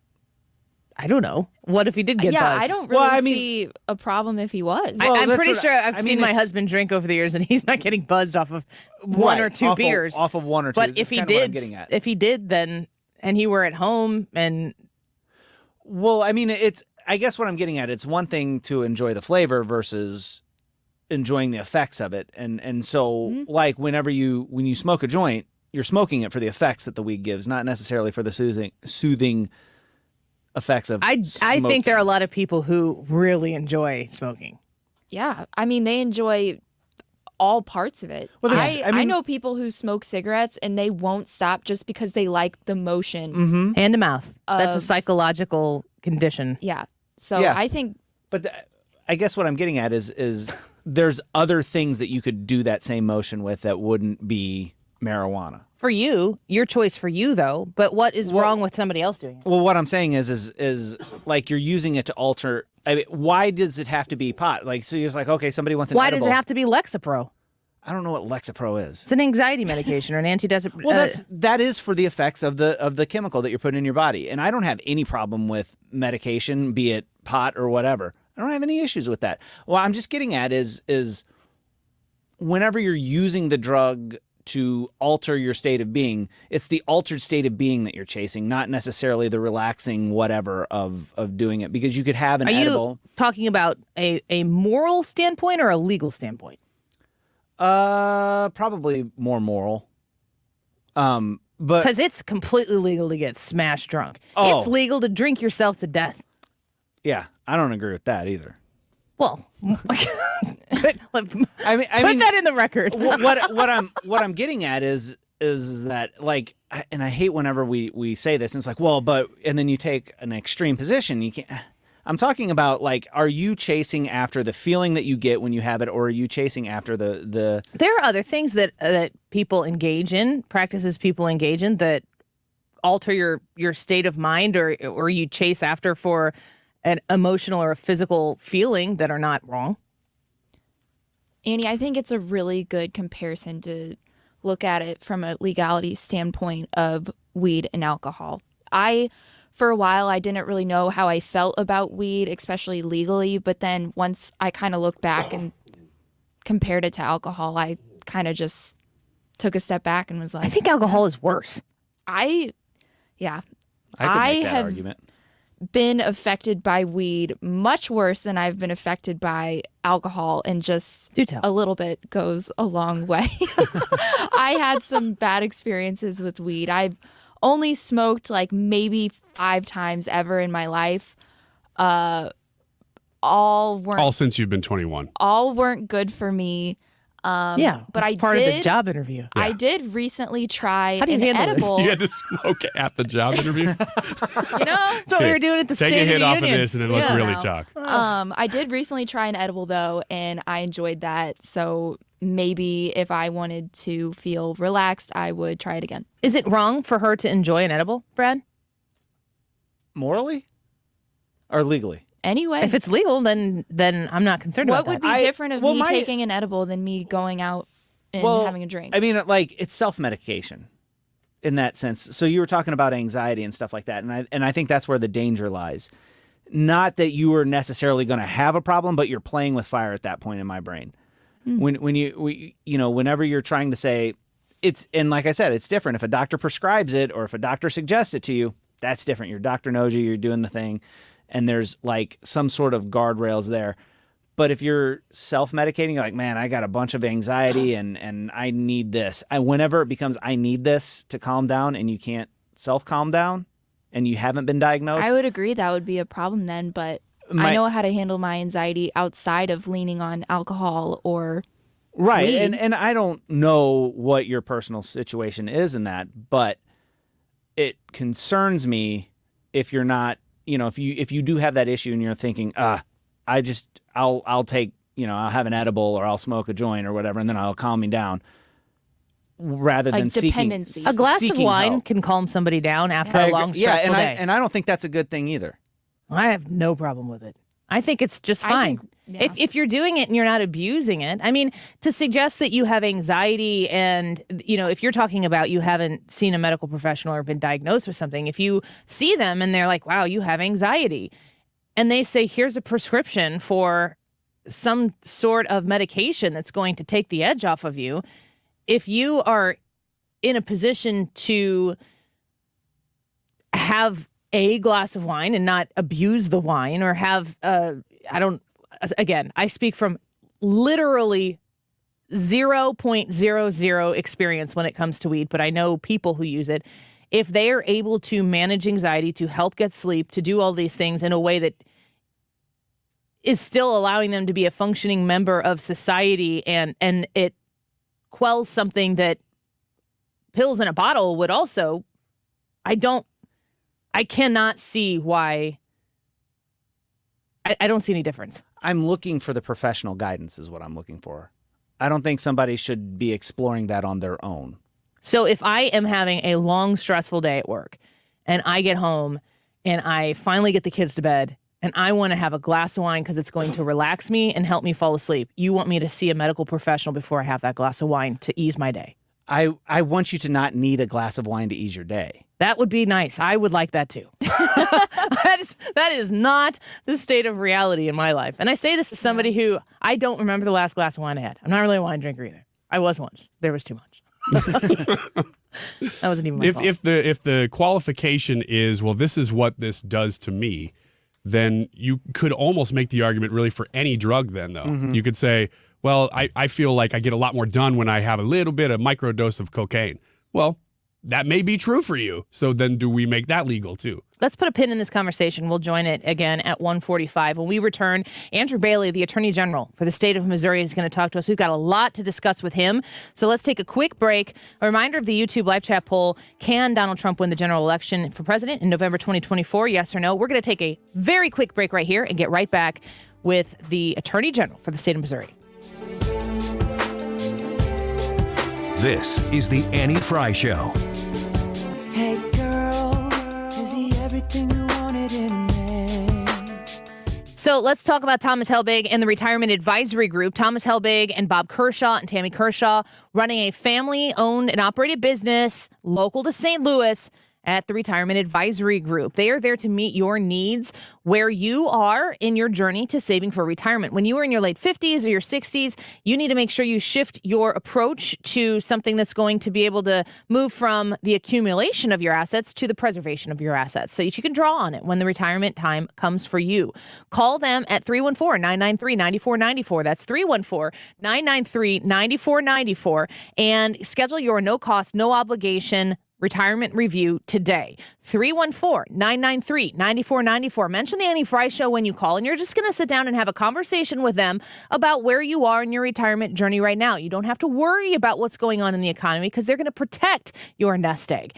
314-993-9494. You can make your appointment as well online at retirementkey.com. Men, if you're struggling with erectile dysfunction or PE and frustrated taking pills that don't work, Paramount Men's Medical Center offers breakthrough medical treatments that effectively treat your problem. 98% of patients experience immediate results during their first office visit. And for a limited time, your initial consultation and first treatment are completely free. Listen to a specialist in men's health. I'm Dr. Brown. The physicians at Paramount Men's Medical Center offer the most advanced treatments that eliminate ED and PE. Now men are lasting 30, 60, 90 minutes or longer, regardless of age or medical history. Guys, to eliminate your frustration in the bedroom, call Paramount Men's Medical Center now to take advantage of this exclusive limited-time offer. Your initial consultation and first treatment are totally free, and you'll see instant results right in the office. Call now. 314-720-8081. 314-720-8081. That's 314-720-8081. The Mark Reardon Show. Missouri Congressman Ann Wagner is with us. Girls need their own athletic opportunities. They need to be able to compete against one another. Every parent of a daughter should be for this. Weekdays from 3 to 6. St. Louis's home for conservative talk. This is the Annie Frey Show. Follow Annie on Twitter at Annie Frey Show. The law of Missouri demands more. Just making conclusory statements that Ms. Gardner willfully violated or neglected some duty is not enough. Missouri's fact plea to me, that might work in federal court, but that doesn't work in this court.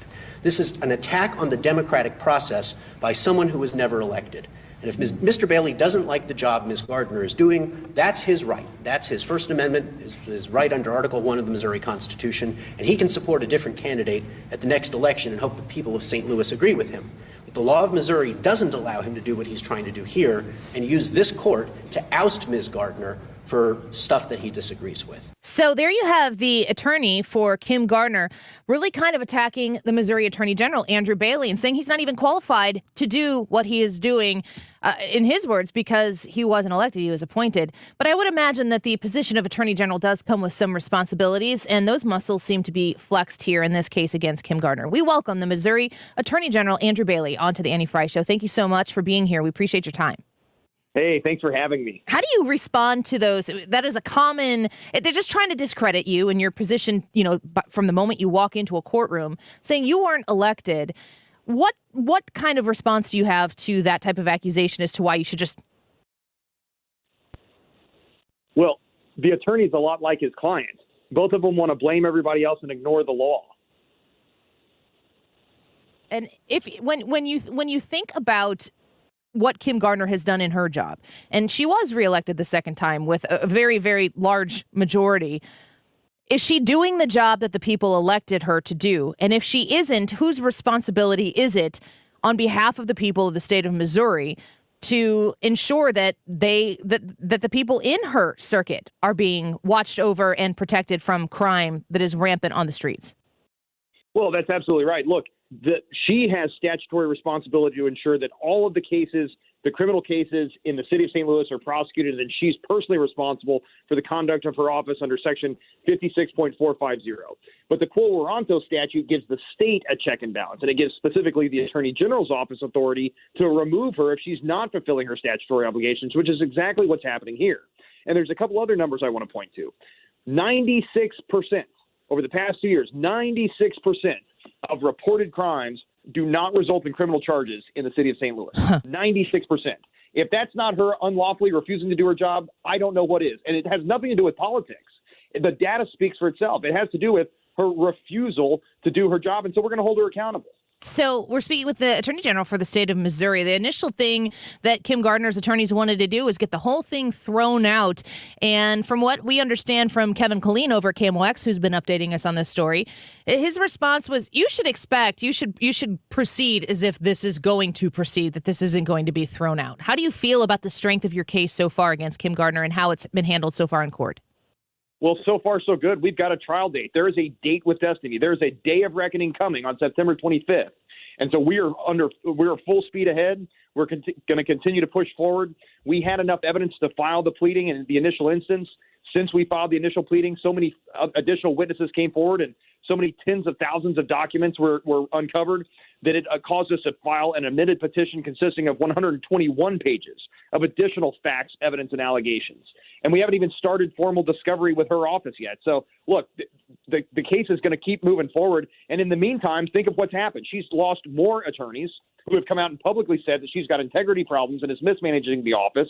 And for a homicide trial set for a jury trial, she didn't even bother to show up. So this is going to continue to push forward. We're going to continue to push it forward. And she's continuing in the same pattern of behavior of unlawfully refusing to do her job. We're speaking with the Attorney General of the state of Missouri, Andrew Bailey. I want to shift off of the Kim Gardner case and talk to you about some of the other efforts from your office that people in Missouri have been paying attention to. You've been looking into gender-affirming care around the state of Missouri. Tell me what you have discovered, what really pushed you into taking legal action here, and what you've discovered in that process. Well, as your listeners will recall, several months ago, a whistleblower came forward from a pediatric transgender clinic in St. Louis and made some really credible and specific allegations that amount to nothing short of child abuse if proven true. And so we launched a multi-agency investigation, the first of its kind in the nation, in order to get to the bottom of what's happening, in order to ensure there were safety measures in place to protect kids.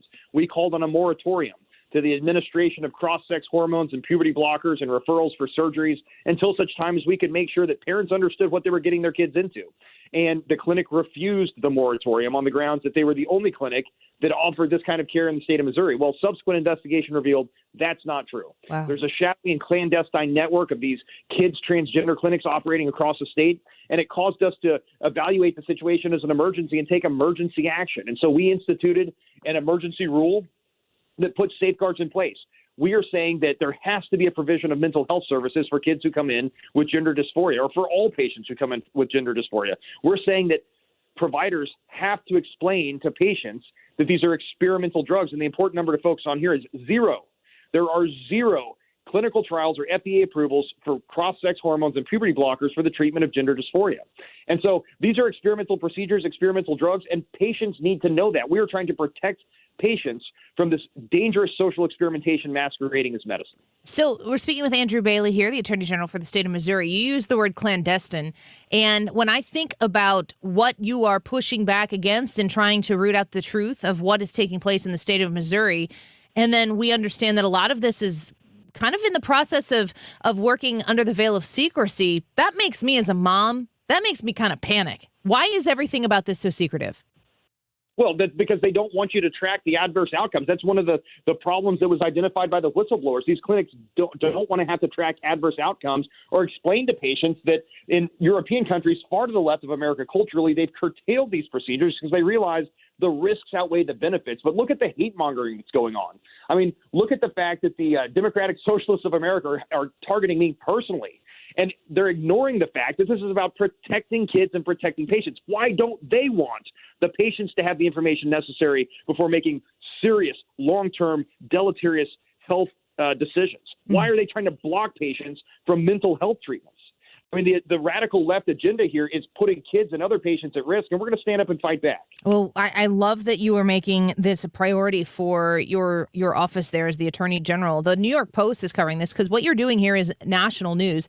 And it says on Thursday, Bailey introduced an emergency rule that will impose several restrictions before adults and children can receive drugs, hormones, and surgeries for the purpose of transitioning gender. What do you want people in the state of Missouri to understand about their part in all of this, to be able to expose the truth and to know what the purpose of the efforts that your office is doing on pushing back on this?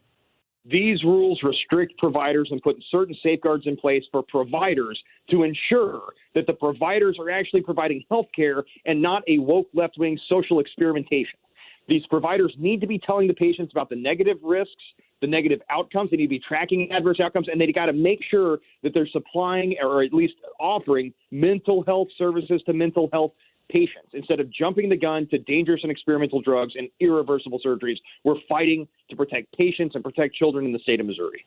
Andrew Bailey, thank you for your time today. We appreciate it, and we're going to continue to see what kind of progress you make on this case. Also with the Kim Gardner case. Before we let you go, the September 25th date, that's a ways away. I heard I was having conversations with other legal experts about this particular issue, and they were suggesting that there's some pressure on Kim Gardner to potentially resign and take another job somewhere else. Do you anticipate that we will see this through to September 25th, or do you think anything might change before then?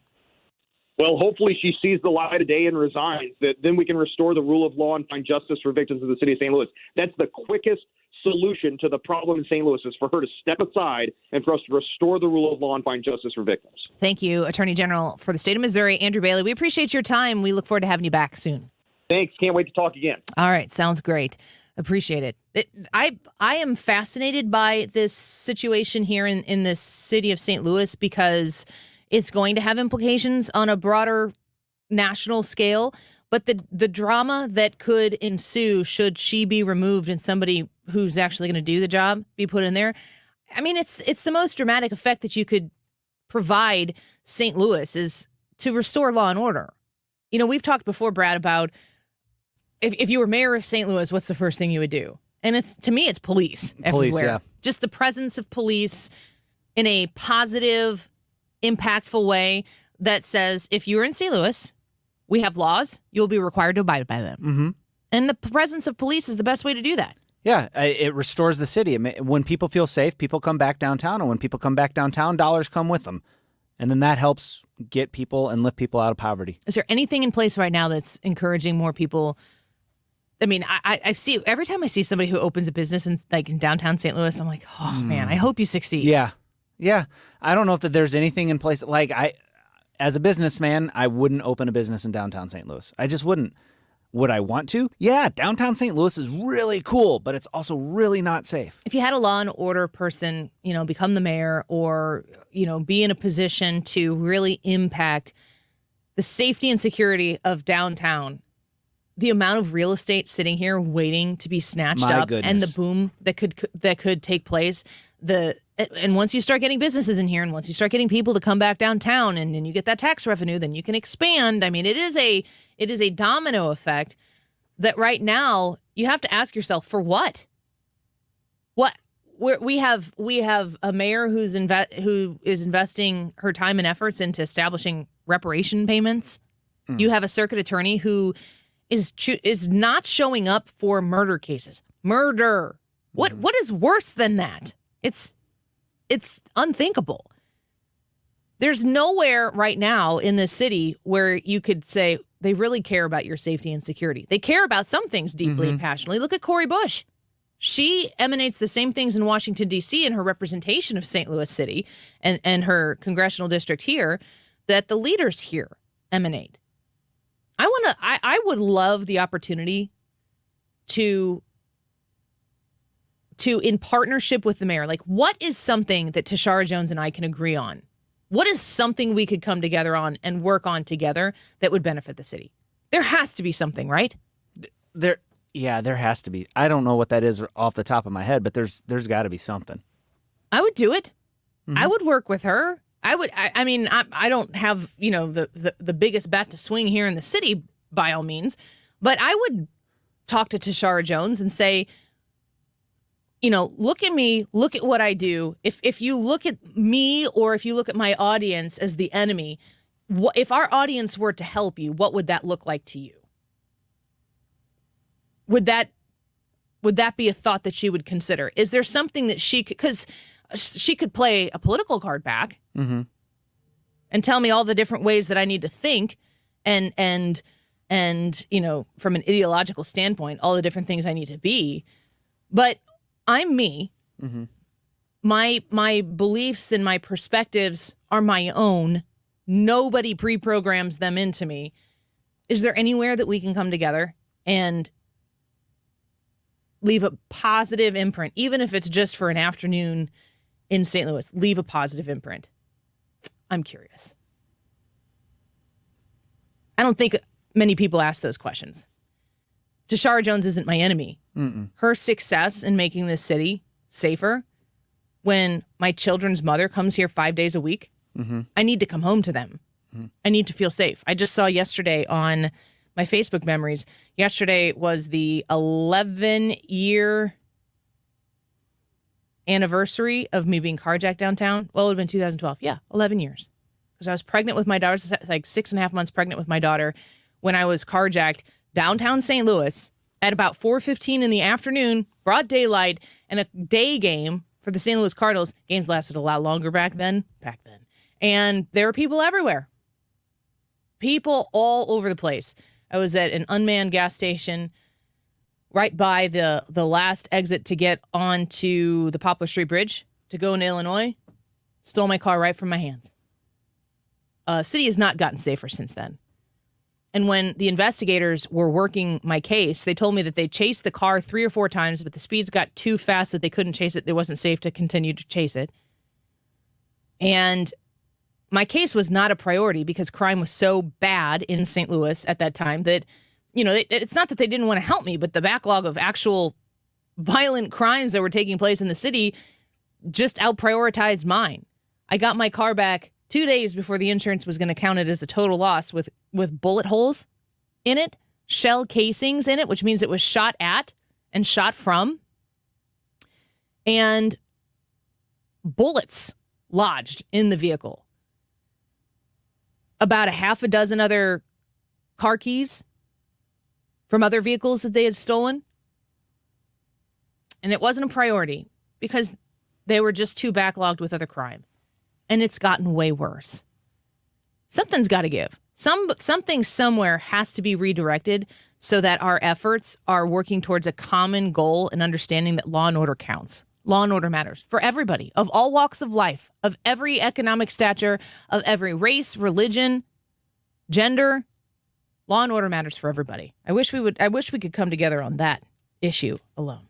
We're going to take a quick break. We'll get Hannah and Ryan back in here, and we'll talk a little bit more about 420. What does that mean for you? What does that mean for anybody? Somebody else told me it was Hitler's birthday. Is that true? I don't know. I think it might be, because I think I remember Hitler's birthday being very close to mine. This is maybe historically the most traumatic week.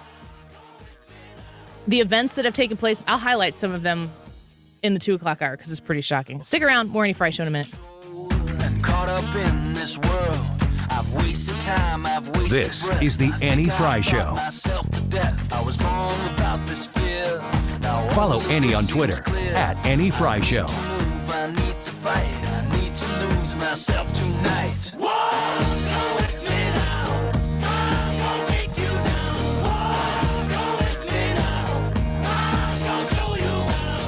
Stewart's American Mortgage. He's the bagel loan guy. And I remember last time we had Stewie in studio, we were talking about how once May came around, it was going to cost more to get a mortgage for people who had good credit. We're going to talk to Stewie about that later tomorrow, and I'm excited to bring him back on here so you can see what that's all about.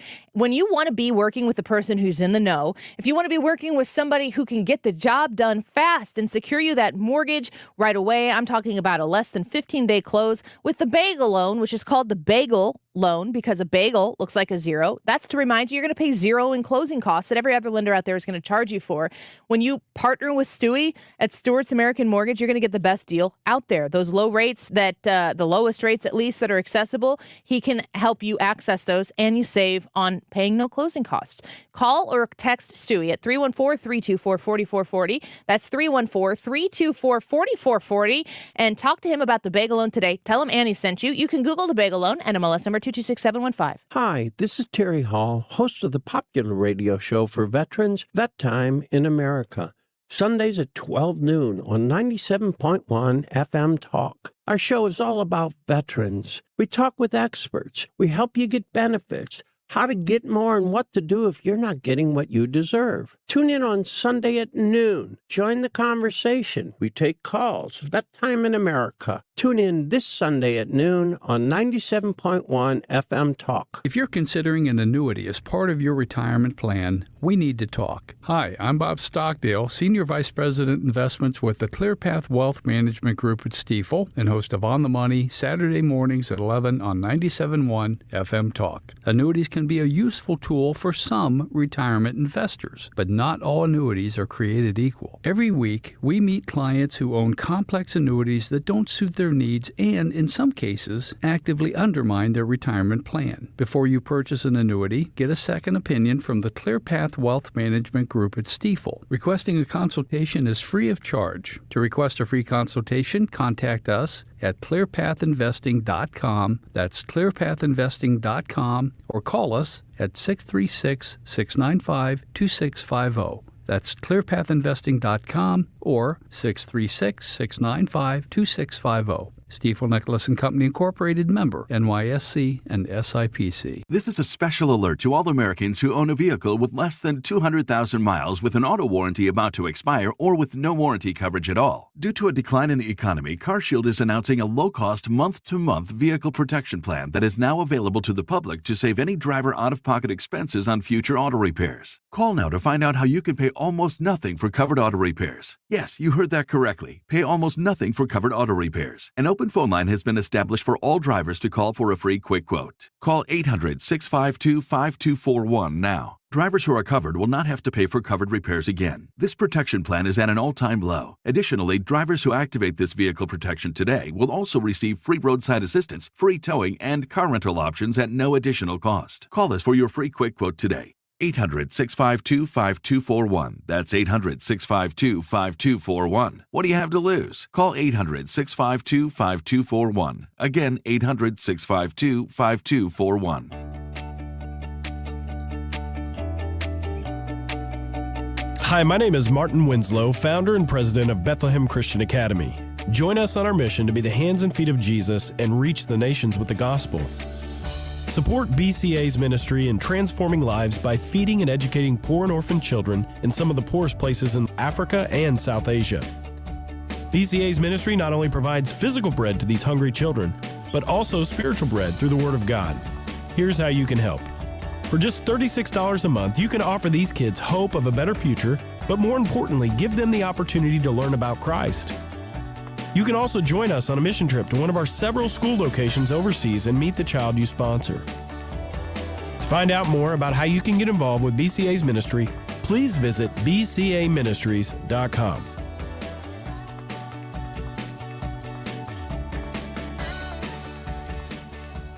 So if you've been looking for a more personalized approach to healthcare, Stay Home Medical is the answer for you. Your urgent care needs met where you are when you are there. So I'm talking about at home. I'm talking about at the office. If you have an urgent care need arise, you call 314-944-3003. That's 314-944-3003, and they come to you. This is such a wonderful service that you can use to access to get better care in a more personal, private environment for yourself, or we got 6 people in my household. When one person goes down, often several do. If you need to have someone come out and get assessed, maybe get an antibiotic, they can treat everybody all at once. Nurse practitioners who work under a collaborating physician, like I said, at your home or office, you can avoid the wait time, you can avoid driving, you can avoid having to sit in an office with other sick people. Reach out to them at 314-944-3003. That's 314-944-3003, and rely on Stay Home Medical to provide you with the urgent care services that you need. If you have infection, bronchitis, a sore throat, even minor cuts, lacerations, or burns, Stay Home Medical is there to care for you. 314-944-3003, online at stayhomemedical.com. You're listening to the Annie Frey Show live from the Air Comfort Service Heating, Cooling, and Insulation Studio. Air Comfort Service offers insulation services. Did you know 9 out of 10 homes are under-insulated? Increase your energy savings and comfort with better insulation. For details, visit aircomfortservice.com. St. Louis's home for conservative talk. Awesome. That's what I'm talking about. 97.1 FM Talk. I look forward to hearing the station all day. Everyone is welcome.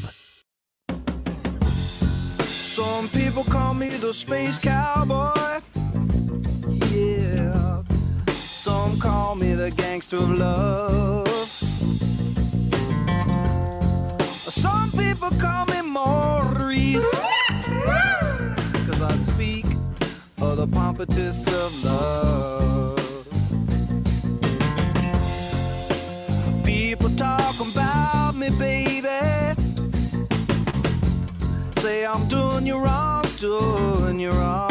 Welcome back to the Annie Frey Show. We've had a packed show so far. Hans Von Spakovsky talking about the Biden whistleblower with the IRS at 12:25. You can listen to that on the Odyssey app by rewinding to 12:25, and you can also check the Annie Frey Show podcasts wherever you get your podcast from there as well. And we just spoke with the Missouri Attorney General Andrew Bailey on two big issues: the Kim Gardner trial, of course, and that date set for trial September 25th. Man, that is so far away.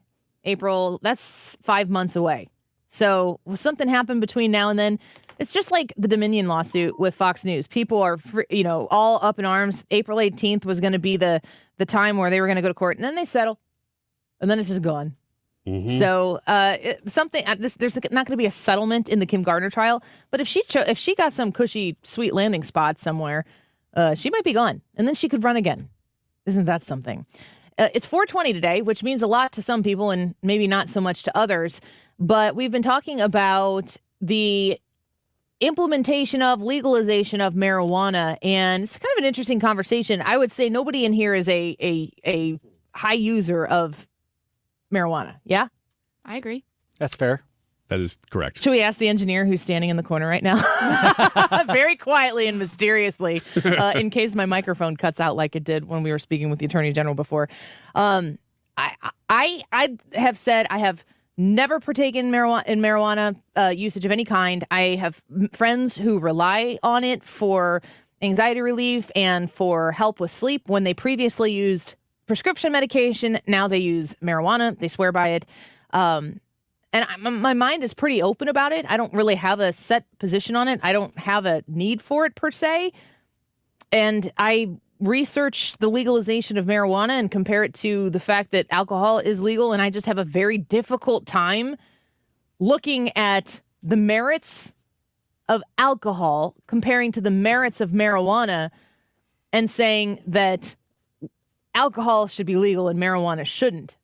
And people might hear that and think I'm advocating for alcohol. I'm really not. But as Americans, we have the ability to make choices for ourselves. We also have the ability to make bad choices for ourselves. We don't have the ability to make bad choices for ourselves that affect other people. I agree. Yeah. Going back to that first segment, there's two different approaches that I think we were taking, and one of them is legal, and one of them is not even moral, but more like, Brad, you were talking about if you were talking to somebody personally, how you would talk about the issue. No, I think it's a moral. I think it's moral because Brad's decision to spend his entire weekend drinking and smoking or not is Brad's decision, and he's going to have a reason why he chooses himself not to do any of that. And he's also free to judge other people for their decisions, and those people are free to not care what Brad thinks about it. But I think that's a good way of looking at this because there are two different tracks that you can talk about the subject, and probably more than two, but those are two big ones. And legal and moral in this instance, a lot of times those things do align and should.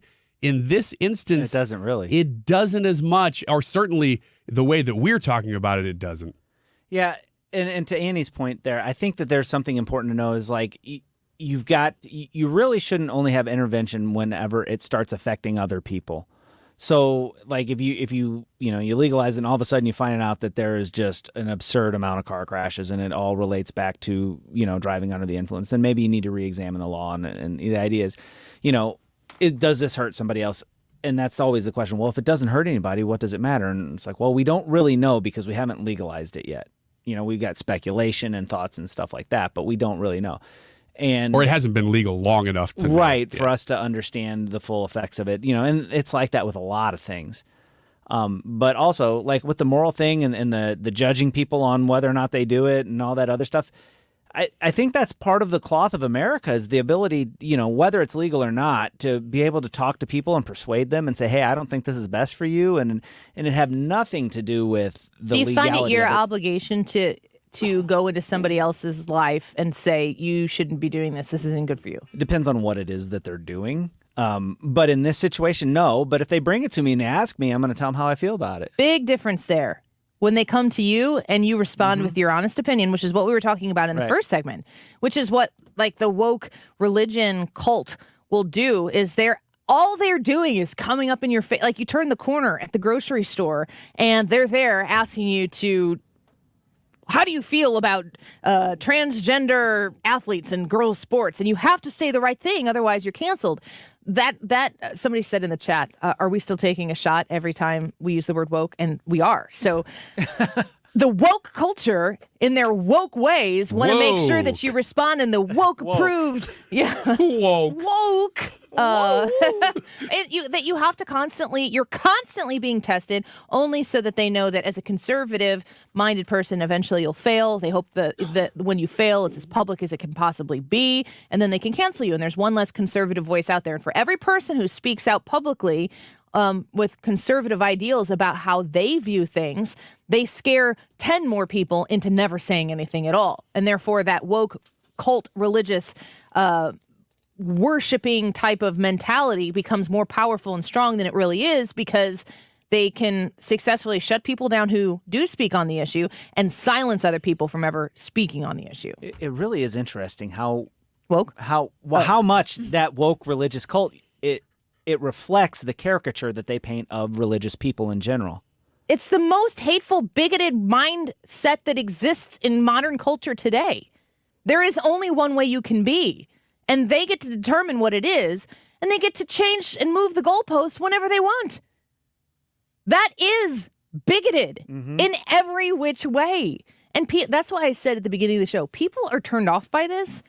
They've been quiet because they're polite, which is kind of the opposite of what I think of culture, which is I think we're pretty broken and obnoxious. It's changing, though. It really is changing. I think people are getting a backbone about it. We haven't arrived, but any pushback that's happening now is not only necessary, but is pushback that we've needed for a long time that wasn't happening. Well, and the polite people aren't the people you want to push past their limit. Whenever they respond loudly and authoritatively. And it's like the sleeping giant. Yeah. The saying goes, demons flee when good men go to war. It's you can only push people so far, and you can only scold people so far. Sayings from? Do you know that saying? Don't lie. You don't know. I mean, it's a fantastic saying. It's completely appropriate. It's like that old saying. It's a little too highbrow for this show. I'm sorry. You say that stuff on the Mark Reardon show. They don't invite me on the Mark Reardon show. Oh, they will now. You're just going to speak in wise proverbs. They're gonna go, did you hear Brad? We need to get him on the show. Say that thing again. Demons flee when good men go to war. Isn't it so smart? Don't you feel smarter? I like it. Especially like for him to drop that type of stuff in a segment about weed. Yeah. I mean, we're beyond weed now. Yeah. We're into this philosophically. Actually, I think these are the type of things you say after you've been smoking weed. Right. I wouldn't know. I mean, I hung out with a bunch of people who did. I have a whole bunch of questions about Brad's state of mind right now. You could just add whoa to the beginning of any of Brad's sayings. Say it again real quick. Whoa. Demons flee when good men go to war. Oh, Brad, you're so smart. We'll be right back. Updating your home with James Hardie Siding has never been more popular. With all the options available, you need a partner to maximize your investment. The rising prices on vinyl siding has made Hardie Siding a great alternative. Siding Express is ready to refresh the appearance of your home or totally transform the look by installing Hardie Shake, board and batten, lap siding, or a stone accent to make it your dream home again. Siding Express is an elite preferred James Hardie contractor. Need ideas? Go to sidingexpress.com and schedule a free, no-obligation consultation today. If you want to lose weight, I've got a great idea for you. Mark Cox here for my friends at Victory Men's Health. They're now offering FDA-approved semaglutide. They have tremendous results with this medication. The average patient loses 15% of their body weight. Men and women can get semaglutide from Victory Men's Health at any of their 3 locations. Be sure and book your appointment today online at victorymenshealth.com. So if you want to save money on your groceries, which is a pretty repetitive expense that you have, you go to Ruler Foods. I'm not even telling you have to do all of your grocery shopping at Ruler Foods, but you do owe yourself the pleasure of stopping by Ruler Foods and making one trip through the store. And then you're going to say, good grief, I can save a lot of money by spending a weekly trip here, getting those staples, and then you'll start trying new things and you'll realize this might be my grocery store.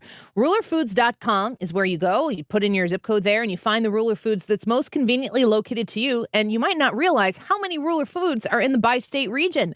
I love going to the one in Collinsville. I know we've been to multiple times the one in St. Charles, but they are located all over the place. They are well organized, they are clean, and they have Kroger brands at Ruler Foods prices. They also have name brands that you're going to save on each and every time that you shop. Save today on your grocery shopping at Ruler Foods. Go to rulerfoods.com.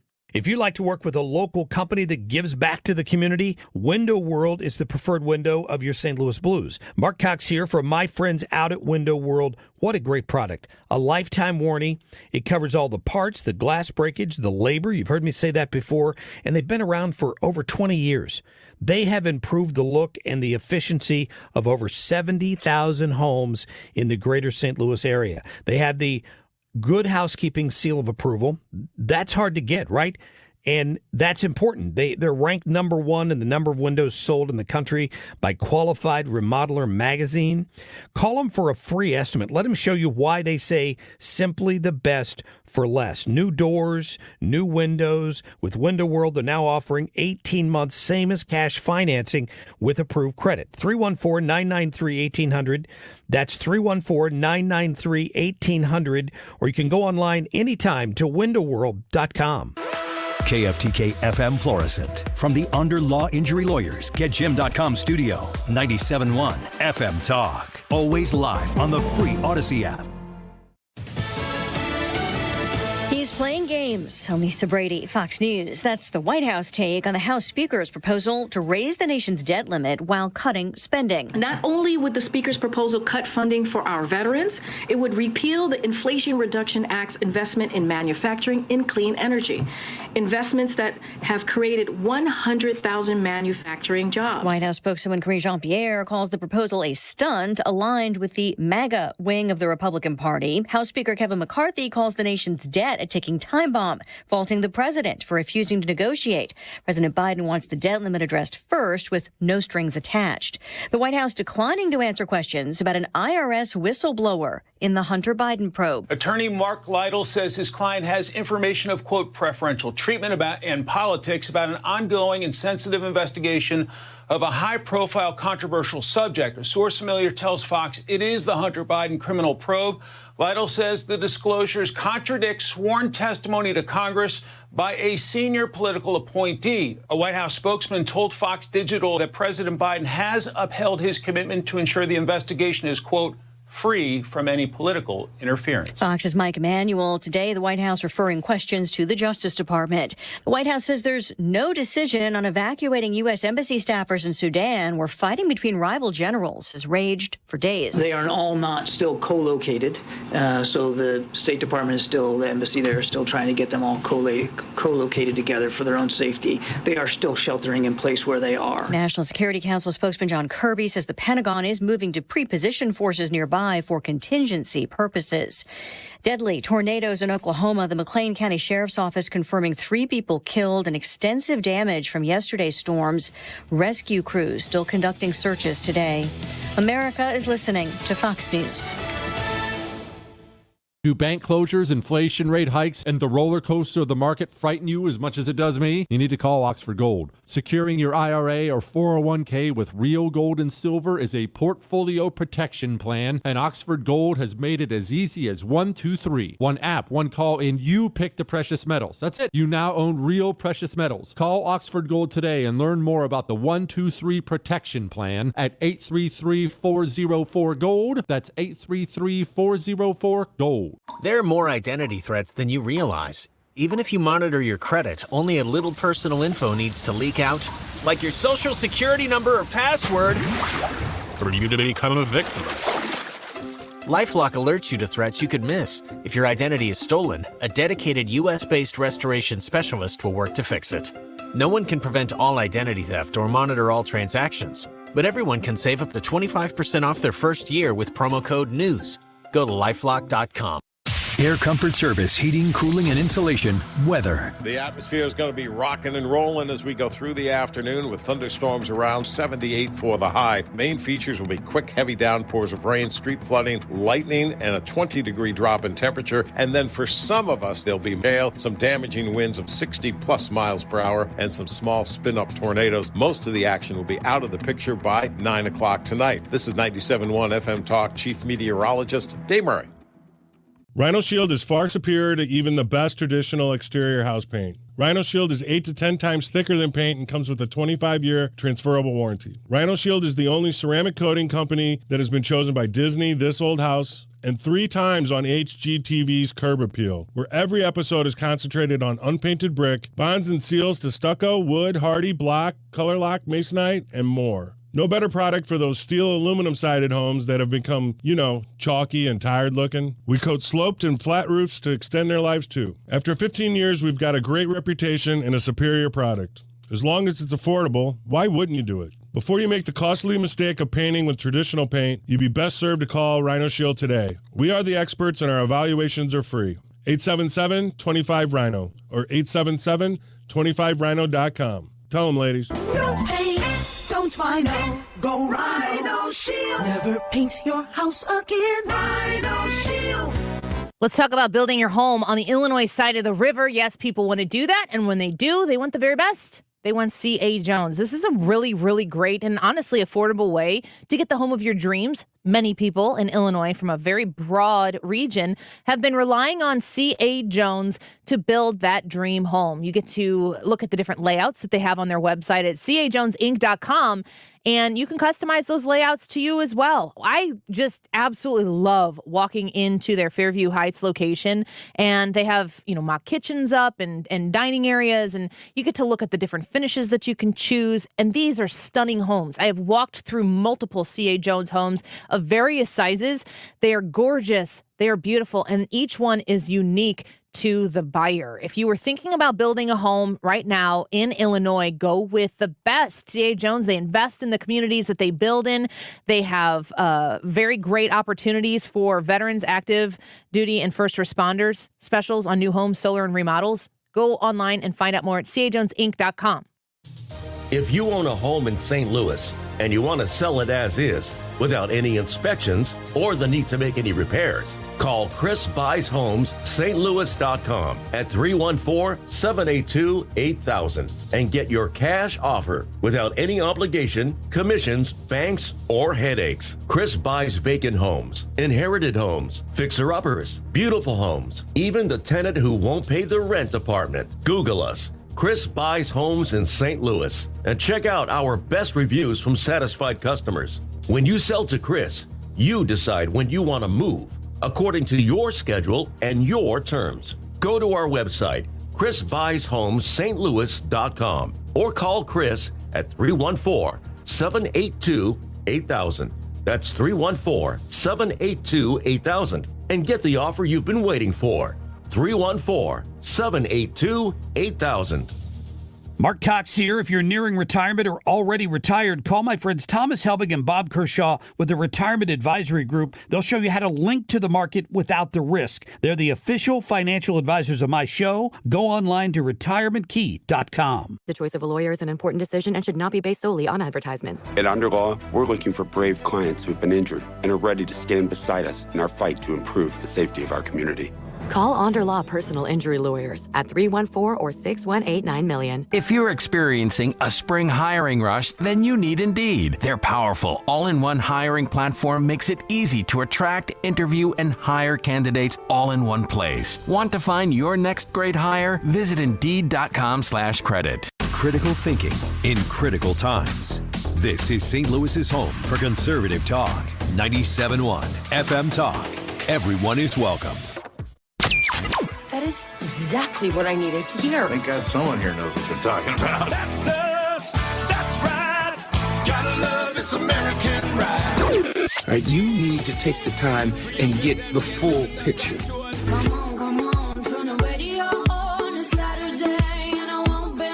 Don't get me wrong, I love the ladies. I mean, they rev my engine, but they don't belong in the newsroom. It is Anchor Man, not Anchor Lady. What do you want from me? I'm not America's sweetheart. Goodness sake, kid. Keep your voice down. Your father's listening to the radio. I'm not America's sweetheart. This is the Annie Frey Show. Welcome back to the Annie Frey Show. It's Thursday. We all seem to be pretty shocked that it's Thursday. You were saying that before, Ryan. Yeah, I don't think it's Thursday still. It's not. It's actually Tuesday. Yay. Yay. You all right? No. If it's really Tuesday, then I got problems bigger than what day of the week it is because I don't know what time is. I think, well, let's see. I guess it was Tuesday because I was at my parents' house. Tuesday would have been my birthday. And my mom was saying something to me. She's like, so I guess Friday you'll just drop the kids off here. And I had no idea what she was talking about. Like, clearly there were plans that had been made that involved my kids, and my affirmation was needed that was the plan. And I looked at her and I looked at my husband. I'm like, what are we talking about? And then she explained what it was. She's taking the kids on a frog walk, which is kind of cool. And I was like, oh. And it really occurred to me that I legit don't know what's happening more than 24 hours in advance. Yeah. That's it, unless it's in the calendar. Because if it's not in the calendar. Even more so if it's in the calendar. Because if it's in the calendar, then I don't even need to think about it. When it gets to be nighttime, I look at my calendar and go, what do I have to do tomorrow? And then that's as far as I go. When the kids are doing a frog walk, do they catch frogs or do they walk like frogs? You can do whatever they want. It's free country. Ooh, I might join them. I don't know if you can catch frogs. You learn to identify the different types of calls, different types of frogs make different sounds.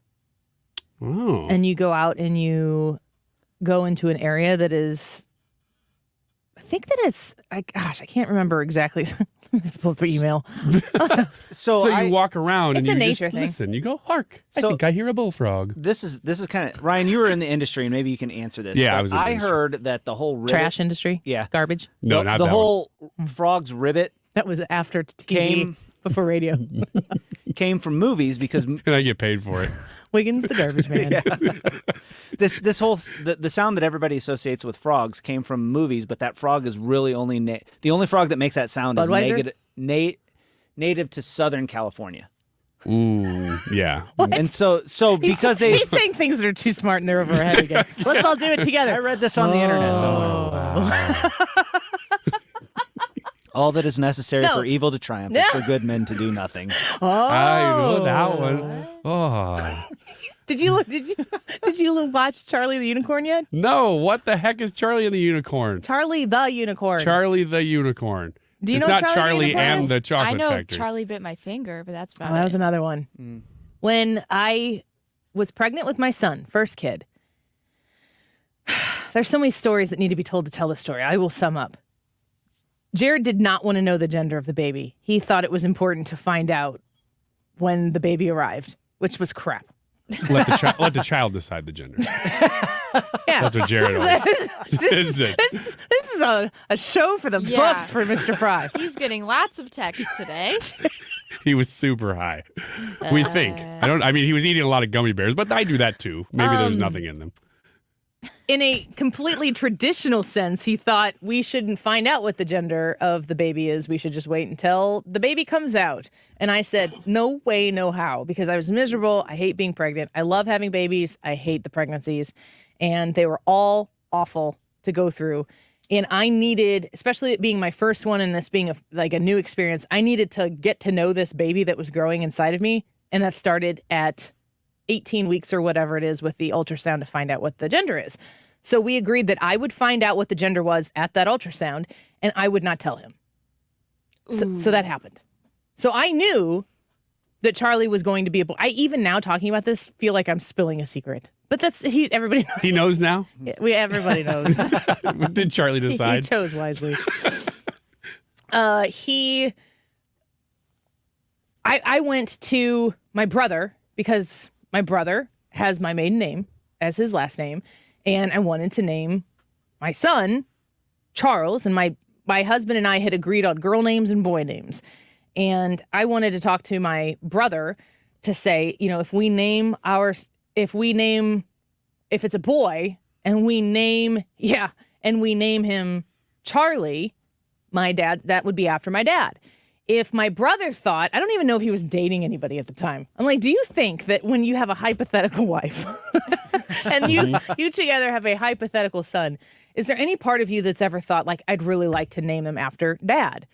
Because if he immediately was like, yes, I've always wanted to do that, I would have second guessed naming my son that, because then That was nice that you asked him. yeah, you should tell my brother that, how awesome I am.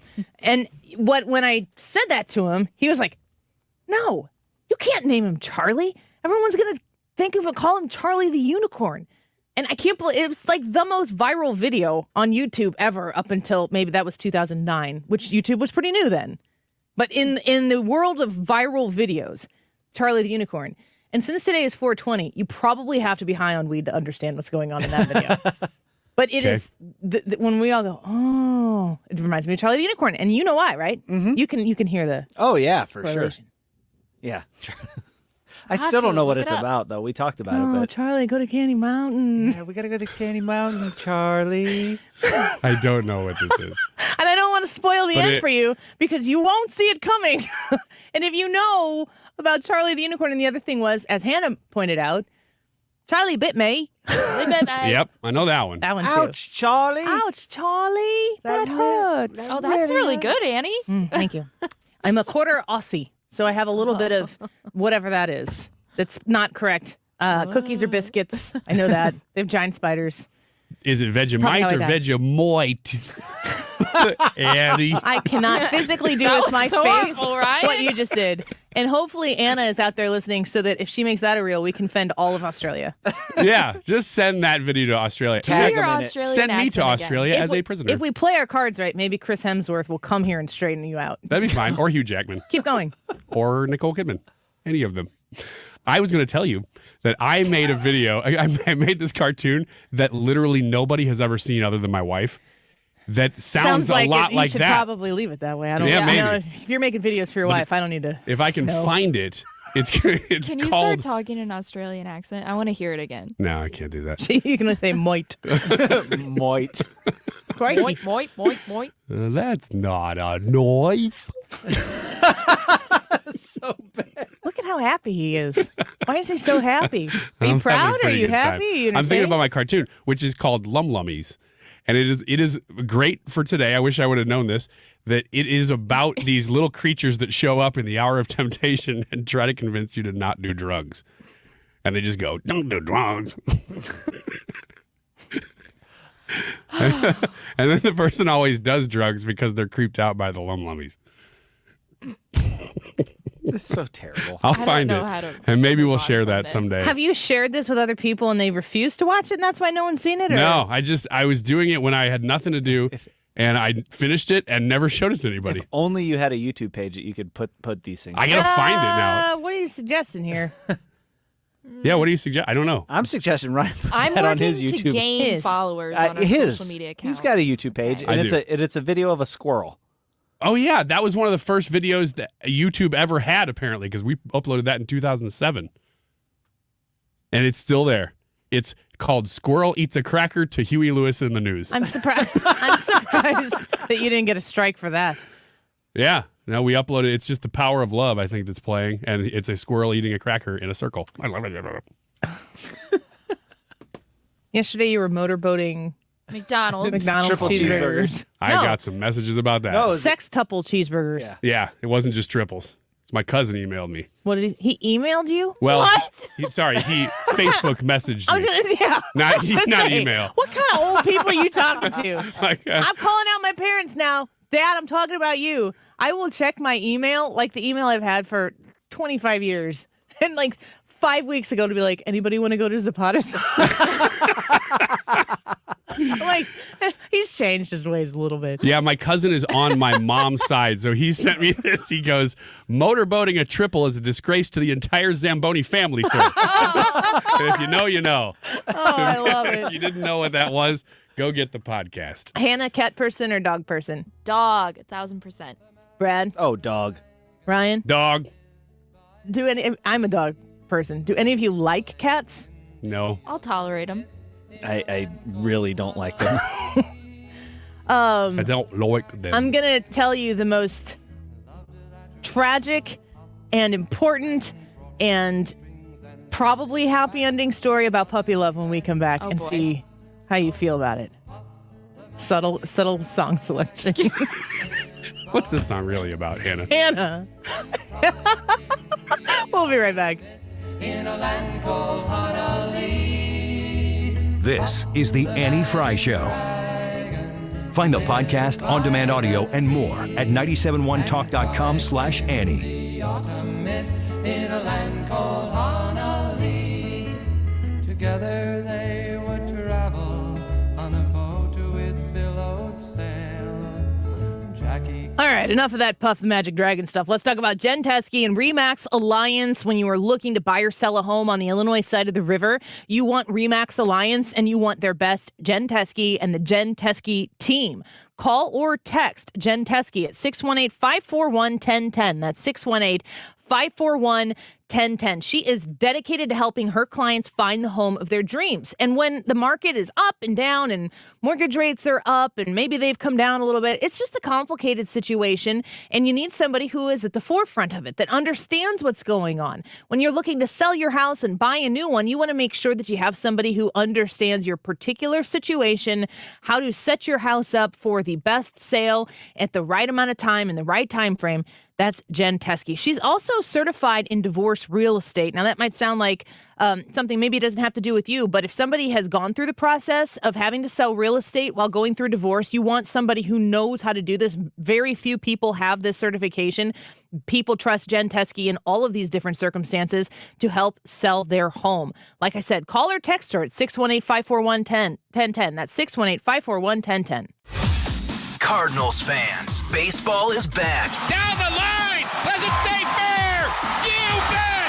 It's a slammer! Catch every pitch from every St. Louis Cardinals game live with News Radio 1120 KMOX on the free Odyssey app. That's gone! Dylan Carlson! The voices you know, the team you love. It is a goner for Arenado!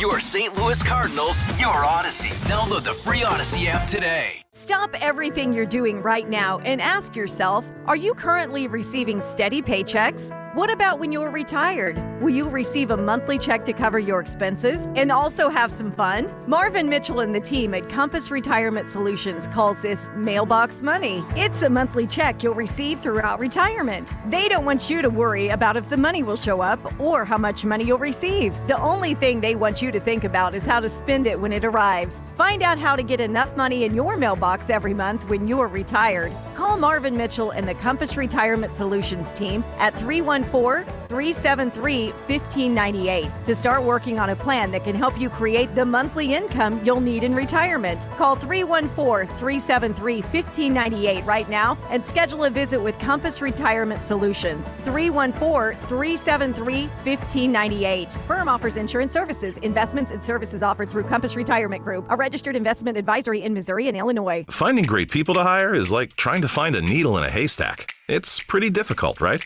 Well, ZipRecruiter has mastered finding a needle in a haystack, so they take it to the next level. They make hiring so simple that it's like finding a needle in a needle stack. And that's why you should try ZipRecruiter for free at ZipRecruiter.com/radio. Here's what it's like to use ZipRecruiter. They have so many qualified candidates that it's easier to find the right ones for your roles. In fact, 4 out of 5 employers who post on ZipRecruiter get a quality candidate within the first day. That's a lot of needles. So how do they do it? ZipRecruiter's powerful technology sends you candidates who are a great match for your job, and you can even invite your top choices to apply. So if you want less hay and more needles, head to ZipRecruiter. And right now, you can try ZipRecruiter for free. That's right, free at ZipRecruiter.com/radio. That's ZipRecruiter.com/RADIO. ZipRecruiter.com/radio. ZipRecruiter, the smartest way to hire. If you use a smart speaker, you can listen to 97.1 easier than ever. Just tell it to play 97.1 FM Talk. Or download the Odyssey app for your phone and stream the station whenever, wherever.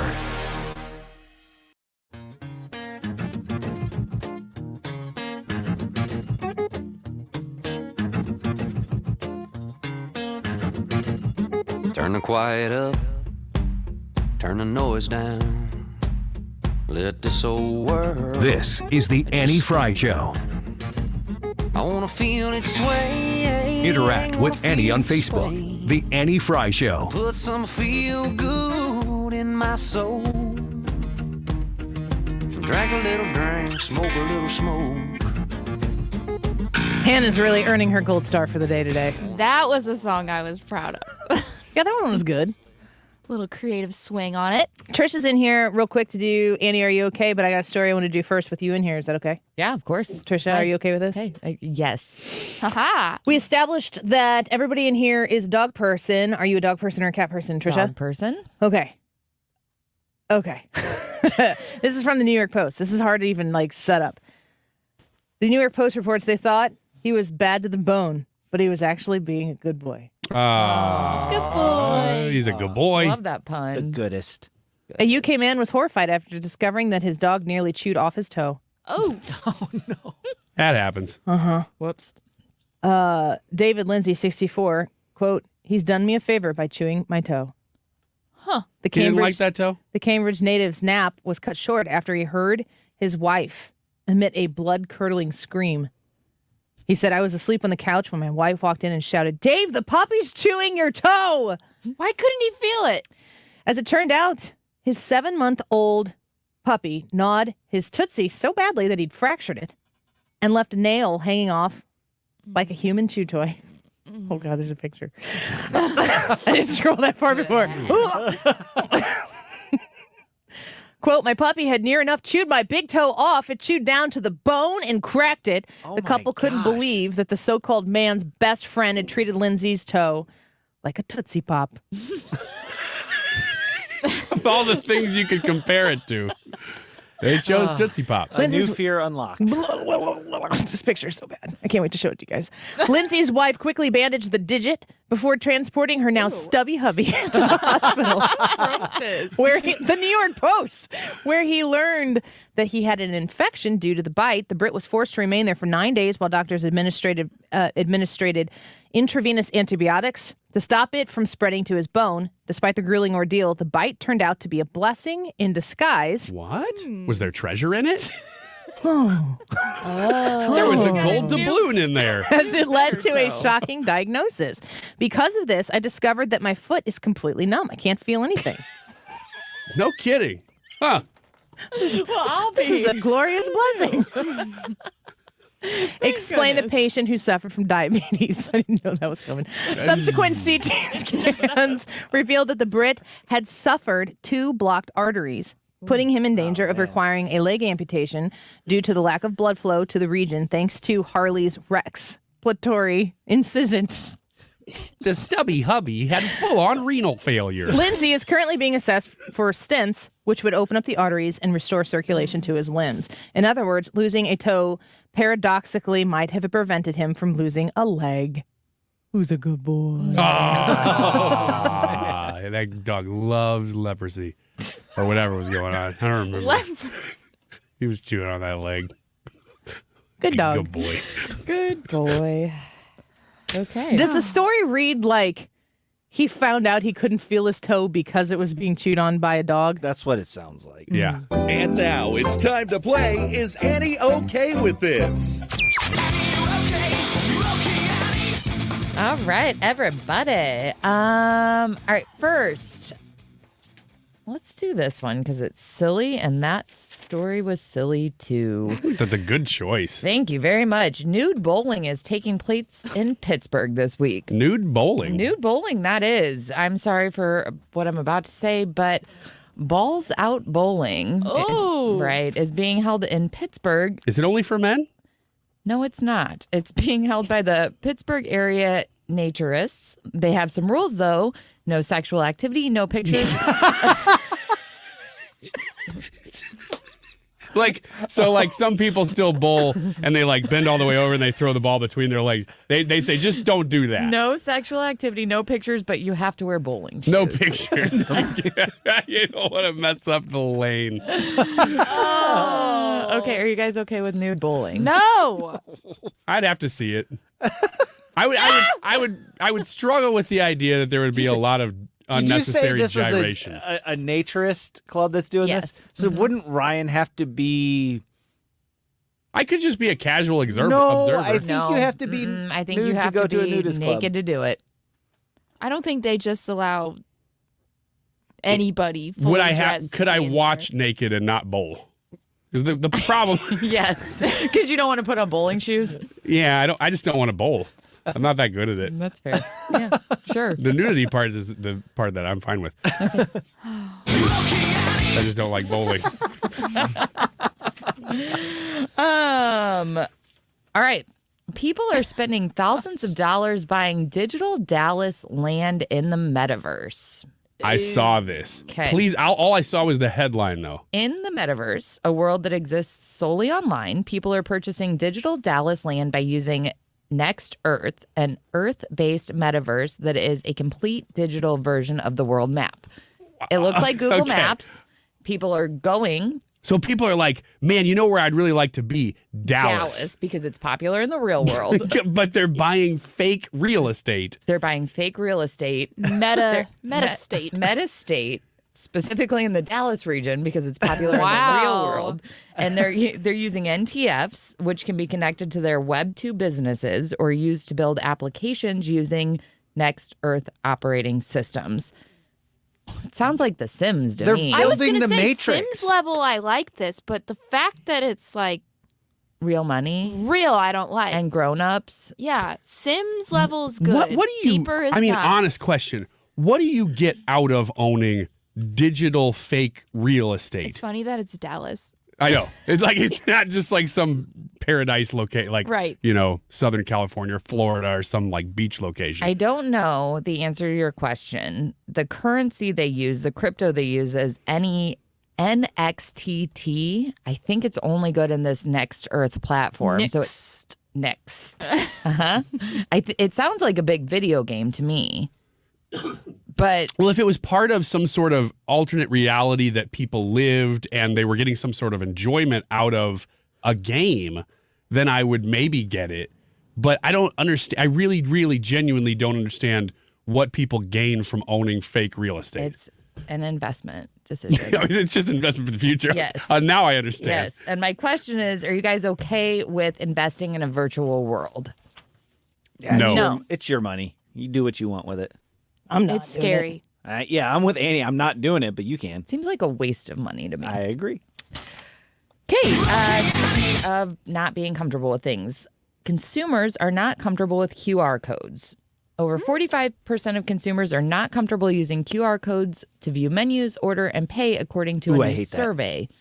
Meanwhile, these codes are becoming increasingly more popular as restaurants seek ways to improve labor efficiency. Among those most uncomfortable are people 60 and older. Old which makes people. sense. Yep. Like my parents. Yep. But I mean, I don't like them. right. I don't either. How does it increase labor efficiency either? You could just have a menu at the table. Menus, people are paying with them now, so people aren't having to Oh, I stop wouldn't like to and pay. I paid get with one that. the other day. I pay for scooters with a QR code every time I go. The app? Yeah. Yeah, the actually, app, I do you that too. They scan the QR code. Every day. I don't like them because it seems like every time I go and I open a menu, it takes forever to open because the internet's not good in that particular location. And then the menu is just not laid out for a cell phone. That's terrible. You sound like the part of the 65% of the over 60 population that is also an unhappy old with soul. this process. No, are you guys okay with QR codes in restaurants? Because I think that they're here to stay. I think they're here to stay too. I don't like them, but it seems like we have to get used to them. I think it's handy. It's. I think it's a good addition, but I don't like the idea of it replacing everything. Nope, burn it. You can't. It's digital. Ah, damn it. Just like that virtual world. Ryan be the one in scratching it Dallas. off the table. I'm going to burn Get down enough of this virtual nonsense. Dallas. He's got a Sharpie up to his phone trying to put his own dots in there. The QR code picture. Ah, shoot, I burned down virtual Fort Worth accidentally. Whoops. Can you go to virtual jail for that? I don't know. I think we should try. We'll find out. All right. Yay or nay on QRs? Nay. I'm okay with it. Nay. Okay.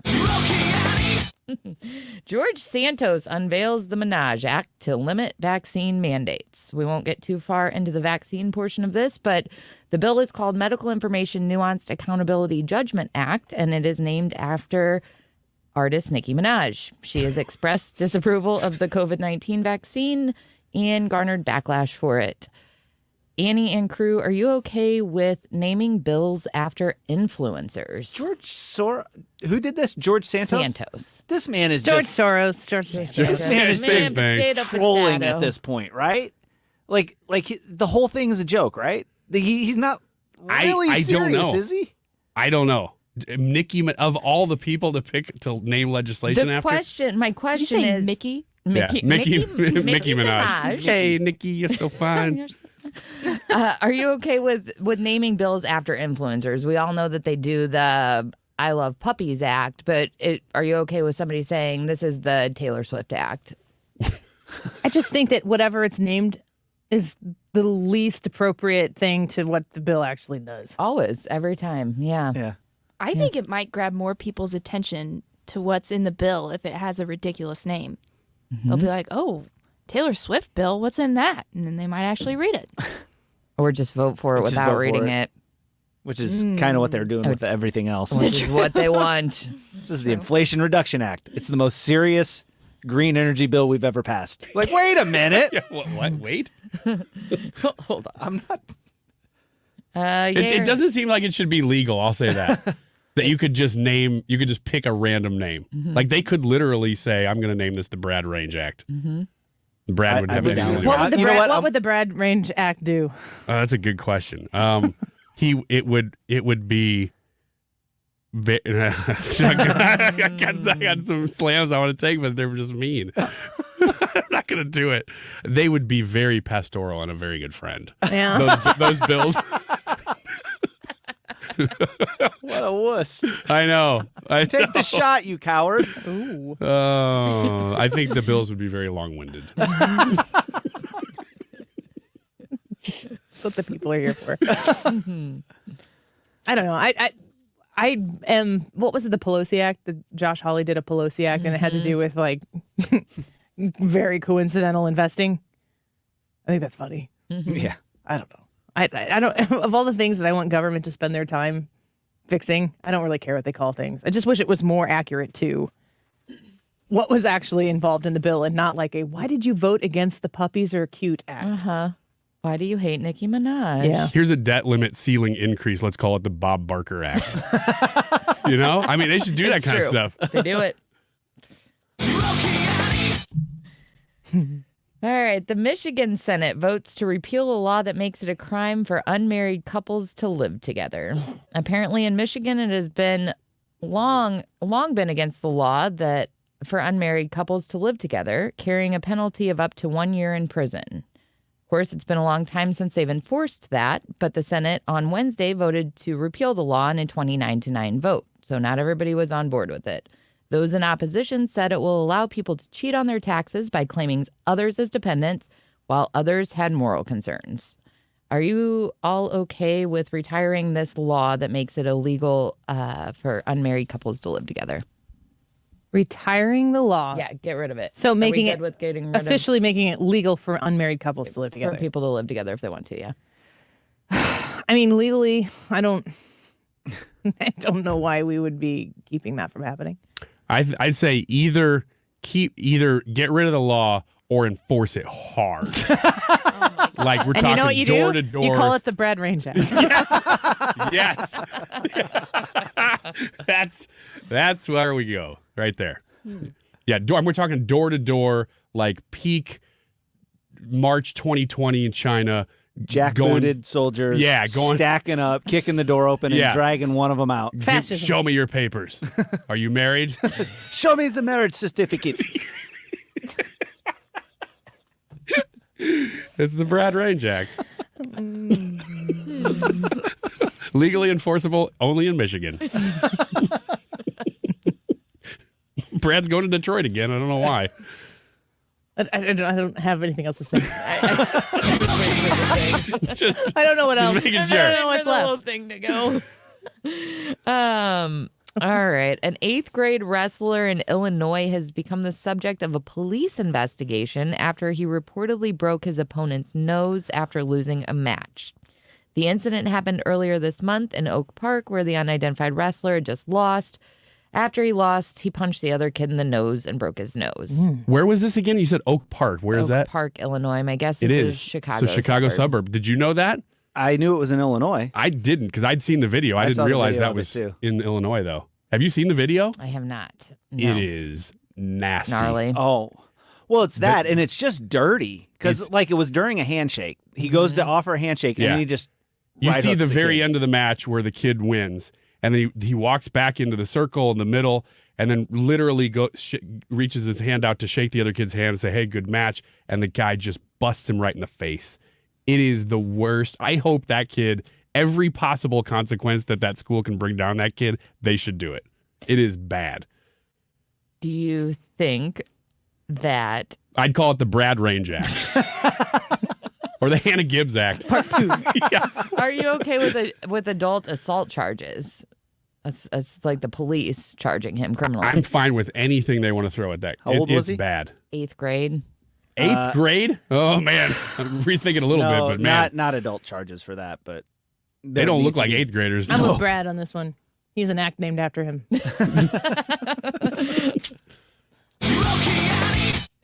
So you haven't seen the video, though. This has been quite a Because second. that changes the way you think about that story. Okay. Yeah, it's bad. All right. So you want to arrest the 8th grader? Yeah. Brad says it's too Life soon. in prison. Life. Straight to jail. No Right parole. away. No lunch. No. No recess. One more. A Twilight series is reportedly in the works. I can't imagine Zone? that most people in this room care about this, but I'm going to try this story anyway. More than a decade since the last Twilight film, a television series is reportedly in the works from Lionsgate Television, according to The Hollywood Reporter. This news comes on the heels of confirmation that a Harry Potter television series is coming to HBO Max. Are you guys okay with reimagining these popular franchises for television? I would rather. I have not seen a single Twilight or a single Harry Potter. So, with that being said, neither Twilight nor Harry Potter needs me watching them to verify success. But I would much rather watch a TV series. You know, when I think about Yellowstone, which is having like a major crisis right now, or how far are you through? It's having a crisis. Yes, it's probably going to get canceled. They may not even finish the 5th season. Kevin Costner and Tyler Sheridan can't get along. Oh, Hannah just got some news. Yeah. How far are you into the season 3. season 3? Okay, well, slow it down a little bit and pace Really it out. And soak it in, I guess. Yeah, for sure. Damn, I'm sad. This is real. I've been really invested in this show. If we weren't on the radio, this would be high reality TV. No, it wouldn't be. It wouldn't be TV. High. If we weren't on the radio, this would be high reality TV. It's because it's 420? That would make it make more There's sense. a lot of layers to that. I am okay. I like theatrically produced series that I can watch in my house.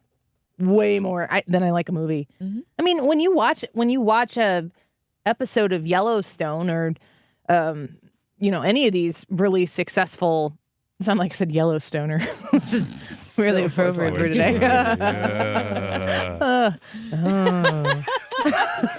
When you watch that, it's like watching a movie, but you get to watch, I mean, if you've got, I'm making this up, 10 episodes in a season and you've got 5 seasons, that's a lot of movies that you get to watch that are about something you like. So I'm a big fan of that. I don't know that I'm watching either of those, but Brad, were you Team Edward or Team Jacob? I don't even know what you're talking about. Okay. Which one sparkles? Team Testosterone. Team Edward. Man. Which one were you, Ryan? Yeah, I'm the other guy. I was Team Jacob. You guys would be Team Jacob. I would only be for these reboots if it was the same exact cast playing the same ages.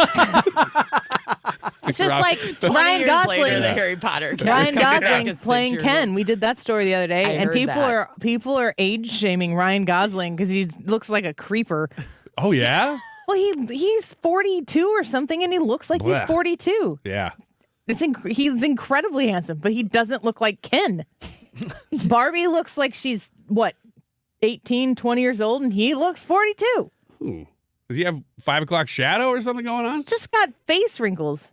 Like all other men, he gets older and handsomer and looks richer. I can't argue with that. She's so bitter about that, too. Yeah. You Why look are you talking like that? really handsome and rich. Yeah, I look Ryan pretty Wiggins. wealthy. Yeah. Every day that goes by, I'm looking more and more wealthy. Mm-hmm. I'm okay with it. Thank you. Let's Okay. take a quick break. When we come back, we'll get to the YouTube live chat poll results. We haven't talked about this much. Can Donald Trump win the general election for president in November 2024? Yes or no? Leave your vote. Leave your comment. Trish, you going to stick around? Sure. All right. You can be in on this conversation when we return. Don't go away. The Annie Frey Show is streaming online. Watch us live on YouTube and subscribe. So I want to talk to you about the Illinois Family Institute and how when you go to illinoisfamily.org, you can sign up for their newsletter and their alerts to be made aware of what is taking place in Springfield, Illinois. You want to know what's going on in the Capitol because you want to be able to influence and be represented, even if the people making up the representation there aren't always on your side. The Illinois Family Institute is there to boldly bring biblical perspectives to public policy. They promote pro-life, pro-family, pro-religious liberty, and small government policies at the Capitol, in Springfield, and in churches throughout the state. The Illinois Family Institute is there to uphold faith, family, and freedom, and you can be a part of that solution by going to illinoisfamily.org. Reach out to their website, learn about what they are doing, what they are bringing a spotlight to, so that you can be in the know and be a part of that solution. Like I said, sign up for their newsletters and their alerts by joining them online at illinoisfamily.org. Did you know the IRS is a super creditor? Hi, I'm Lance Drury with the Lance Drury Law Firm. The IRS is the only creditor that can create a bill for you without your permission, then drop the hammer and aggressively collect it by wiping out your bank account, seizing your assets, and levying your wages. No other creditor can do that, and this can all happen without a court approval. If you owe back taxes, you need to be prepared to face the super creditor. Don't just sit back and take it. Fight back. At the Lance Drury Law Firm, we know how to use the laws to your advantage and go toe-to-toe with the IRS. Our office is located right here in St. Louis. Contact the Lance Drury Law Firm today for a free consultation with me, or visit us at lancedrurylaw.com, or call 314-260-6120. That's 314-260-6120 to get started. The choice of a lawyer is an important decision and should not be based solely upon advertisements. You wouldn't trust a butcher to babysit your pet pig. You wouldn't trust a lumberjack to repair your antiques. Or a professional wrestler to be your massage therapist. So why would you trust anyone but AMCO to fix your car? For over 50 years, we've been the trusted experts in transmission repair. AMCO offers easy payment plan options for most any credit situation, so you can fix it fast and pay it off slow at AMCO. AAMCO. Hi, this is Thomas Helbig with the Retirement Advisory Group. Hi, I'm Bob Kershaw, Tom's nephew. As a family business, we are committed to protecting your retirement, whether you're nearing retirement or already retired. What if it were possible to protect you from market downturns without having to make an emotional decision to buy or sell? What if you could take advantage of a strategy that would automatically take you out of harm's way during the bad years and position you for the growth opportunity during the good years? The secret is in linking safely to the market without putting your principal at risk. By linking to the market instead of owning the market, you can participate safely on autopilot and lock in your gains without creating a taxable event. Go online at retirementkey.com for a no-obligation retirement review. Learn the strategies that have helped our clients retire with confidence for the past 36 years. And just for coming in, you'll get a copy of our latest edition book, Your Key to a Worry-Free Retirement. So go online at retirementkey.com That's retirementkey.com. This is a special alert to all Americans who own a vehicle with less than 200,000 miles with an auto warranty about to expire or with no warranty coverage at all. Due to a decline in the economy, CarShield is announcing a low-cost month-to-month vehicle protection plan that is now available to the public to save any driver out-of-pocket expenses on future auto repairs. Call now to find out how you can pay almost nothing for covered auto repairs. Yes, you heard that correctly. Pay almost nothing for covered auto repairs. An open phone line has been established for all drivers to call for a free quick quote. Call 800-652-5241 now. Drivers who are covered will not have to pay for covered repairs again. This protection plan is at an all-time low. Additionally, drivers who activate this vehicle protection today will also receive free roadside assistance, free towing, and car rental options at no additional cost. Call us for your free quick quote today. 800-652-5241. That's 800-652-5241. What do you have to lose? Call 800-652-5241. Again, 800-652-5241. You're listening to the Annie Frey Show live from the Air Comfort Service Heating, Cooling, and Insulation Studio. Air Comfort Service is celebrating 54 years of residential and commercial service, maintenance, and installation of heating and cooling systems. Get in your comfort zone. Visit aircomfortservice.com. St. Louis's home for conservative talk. The Mark Reardon Show. Thursday afternoon, why net zero is just a ridiculous U.S. energy policy. Jonathan Lester with the Manhattan Institute joins me. Weekdays from 3 to 6 on 97.1 FM Talk.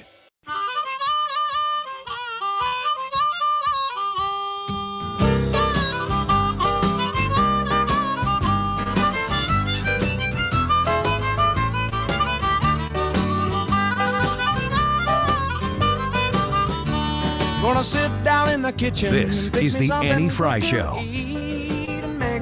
Follow Annie on Twitter at Annie Frey Show. We're gonna lay around the shanty mama and put a good buzz on. RSG on our YouTube channel says, my wife often compares me to Ryan Gosling. She'll say, you're nothing like Ryan Gosling. Well done. I'm sorry, RS. You're funny, though. Yeah.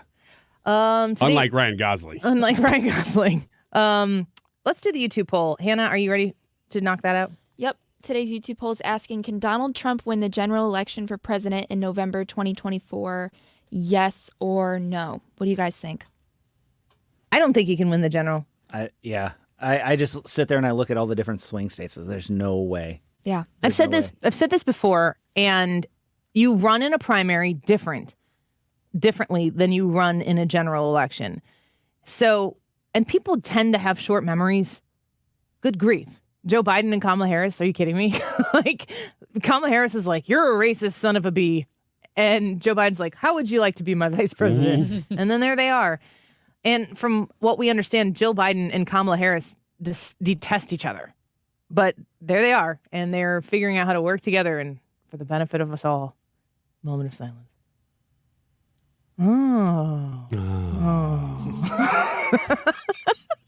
I don't see Donald Trump shifting his strategy. His strategy now is doubling down on his strategy that has always been. And I don't think that when people think about how he won in 2016, I don't think that they understand how close that actually was. The fact that he ended up winning was a feat in and of itself, but he did not dominate the 2016 election. He did win it.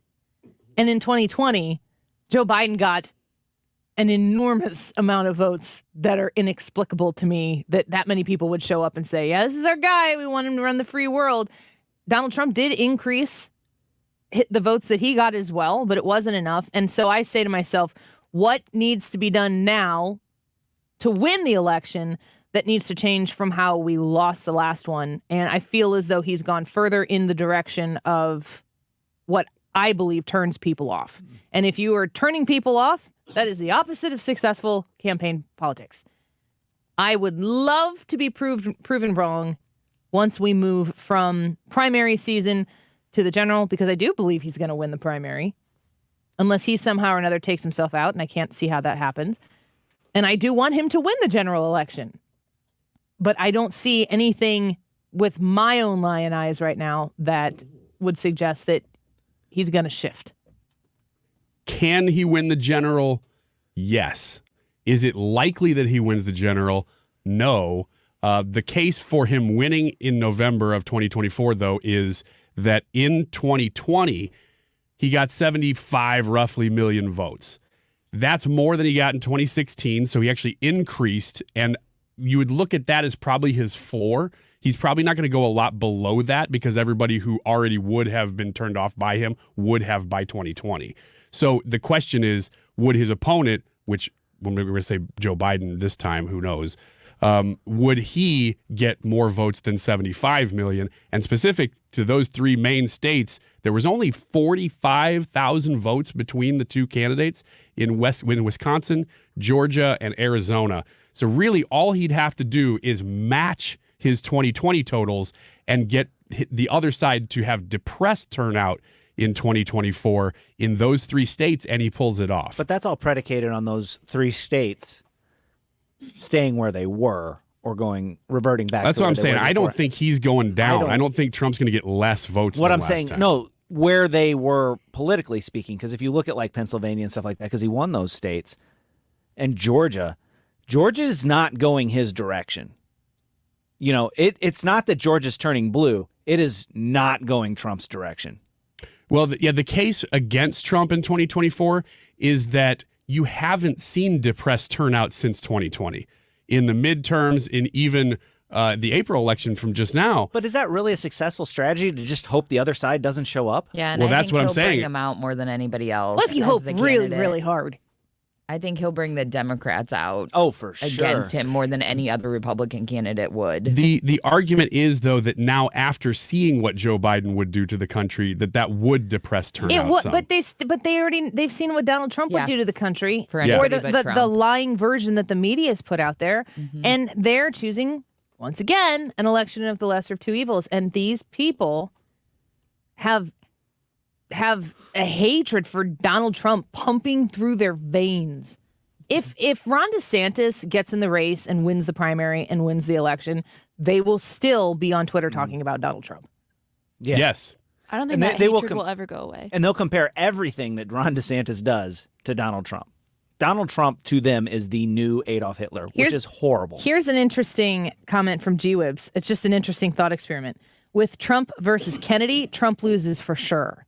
If you think about a Democrat that's not Joe Biden, is what is it, RFK Jr.? If he were to end up somehow or another getting the nomination and running against Donald Trump, That would be wild. well, the whole issue, which I want to take a moment and say that I called this a long time ago, that the way that Donald Trump loses the primary to Ron DeSantis is because of his vaccine stance. You would have somebody on the left out anti-vaccining the right in Kennedy versus Trump. Yeah. I'm here for that. I'm popcorn on the couch. We'll have to probably just thought experiment that because I don't see it happening. I don't either. Although he's doing okay, between 10 and 14% is where he's polling right now. RFK. It is literally 565 days to the election. You were literally correct. Okay, now that we've established that, So we're all a no here. Are we all saying no? I'm saying no. No, I'm saying yes. I just don't necessarily think it's likely. The question is, can Donald Trump win the general in 2024? And you're saying yes? Yes. Trisha? No. I'm a no. What have the people said? Carlos says, I think Donald Trump can win if he plays his cards right. Bruce from YouTube said, if you're being realistic, there's a 0% chance Trump can win the general election. Unless we want a Democrat candidate to win, Trump must not only not be the nominee, but just go away. Diane says, Trump will win if Republicans learn how to use the new election rules, like ballot harvesting, early voting, just like the Democrats. That would make a do. huge difference. It would make a huge difference. All right. Can Donald Trump win the general election for president in November of 2024? Yes or no? With over 185 votes, 61% of the people said yes, he can win. 39% of the people say no, he cannot win the general in 2024. That's not bad. 70-30 roughly? 61-39. Oh, 60-40. We'll do math later. Or to be specific, 61-39. This is exactly like what polls in my head are. 61-39, still like 70-30. Right. You know, that comment from Diane, though, that's going to be necessary for any Republican nominee, not just Donald Trump. Well, yeah. Whoever it is, they're going to have to play by the new rules of the game or they're not going to win. Absolutely on that. I want to remind people that the Diamond Shop is having an estate jewelry event, and I really hope that you guys take the opportunity to go out and see what they have there. It's Friday and Saturday from 10 a.m. to 5 p.m. at the Diamond Shop in Clayton. And if you have been watching the YouTube channel today, I wore my Diamond Shop pearls that my husband gave me 5 years ago when I got this midday show. Let's see, what is today? The 20th? We are 3 days away from the 5th anniversary of the Annie Frey Show in middays. And that is all because of you. And I'm so grateful that you were here with us each day to participate and to make this possible for us. We hope that we make your afternoons brighter, and we always love your feedback. So always be free to send it to the Annie Frey Show Facebook page. Go on to the Instagram page, The Annie Frey Show. Hannah's going to put up today's poll on the Instagram. You get a second chance to vote and see what the Insta crowd thinks. The Mark Reardon Show on 420, coming up next.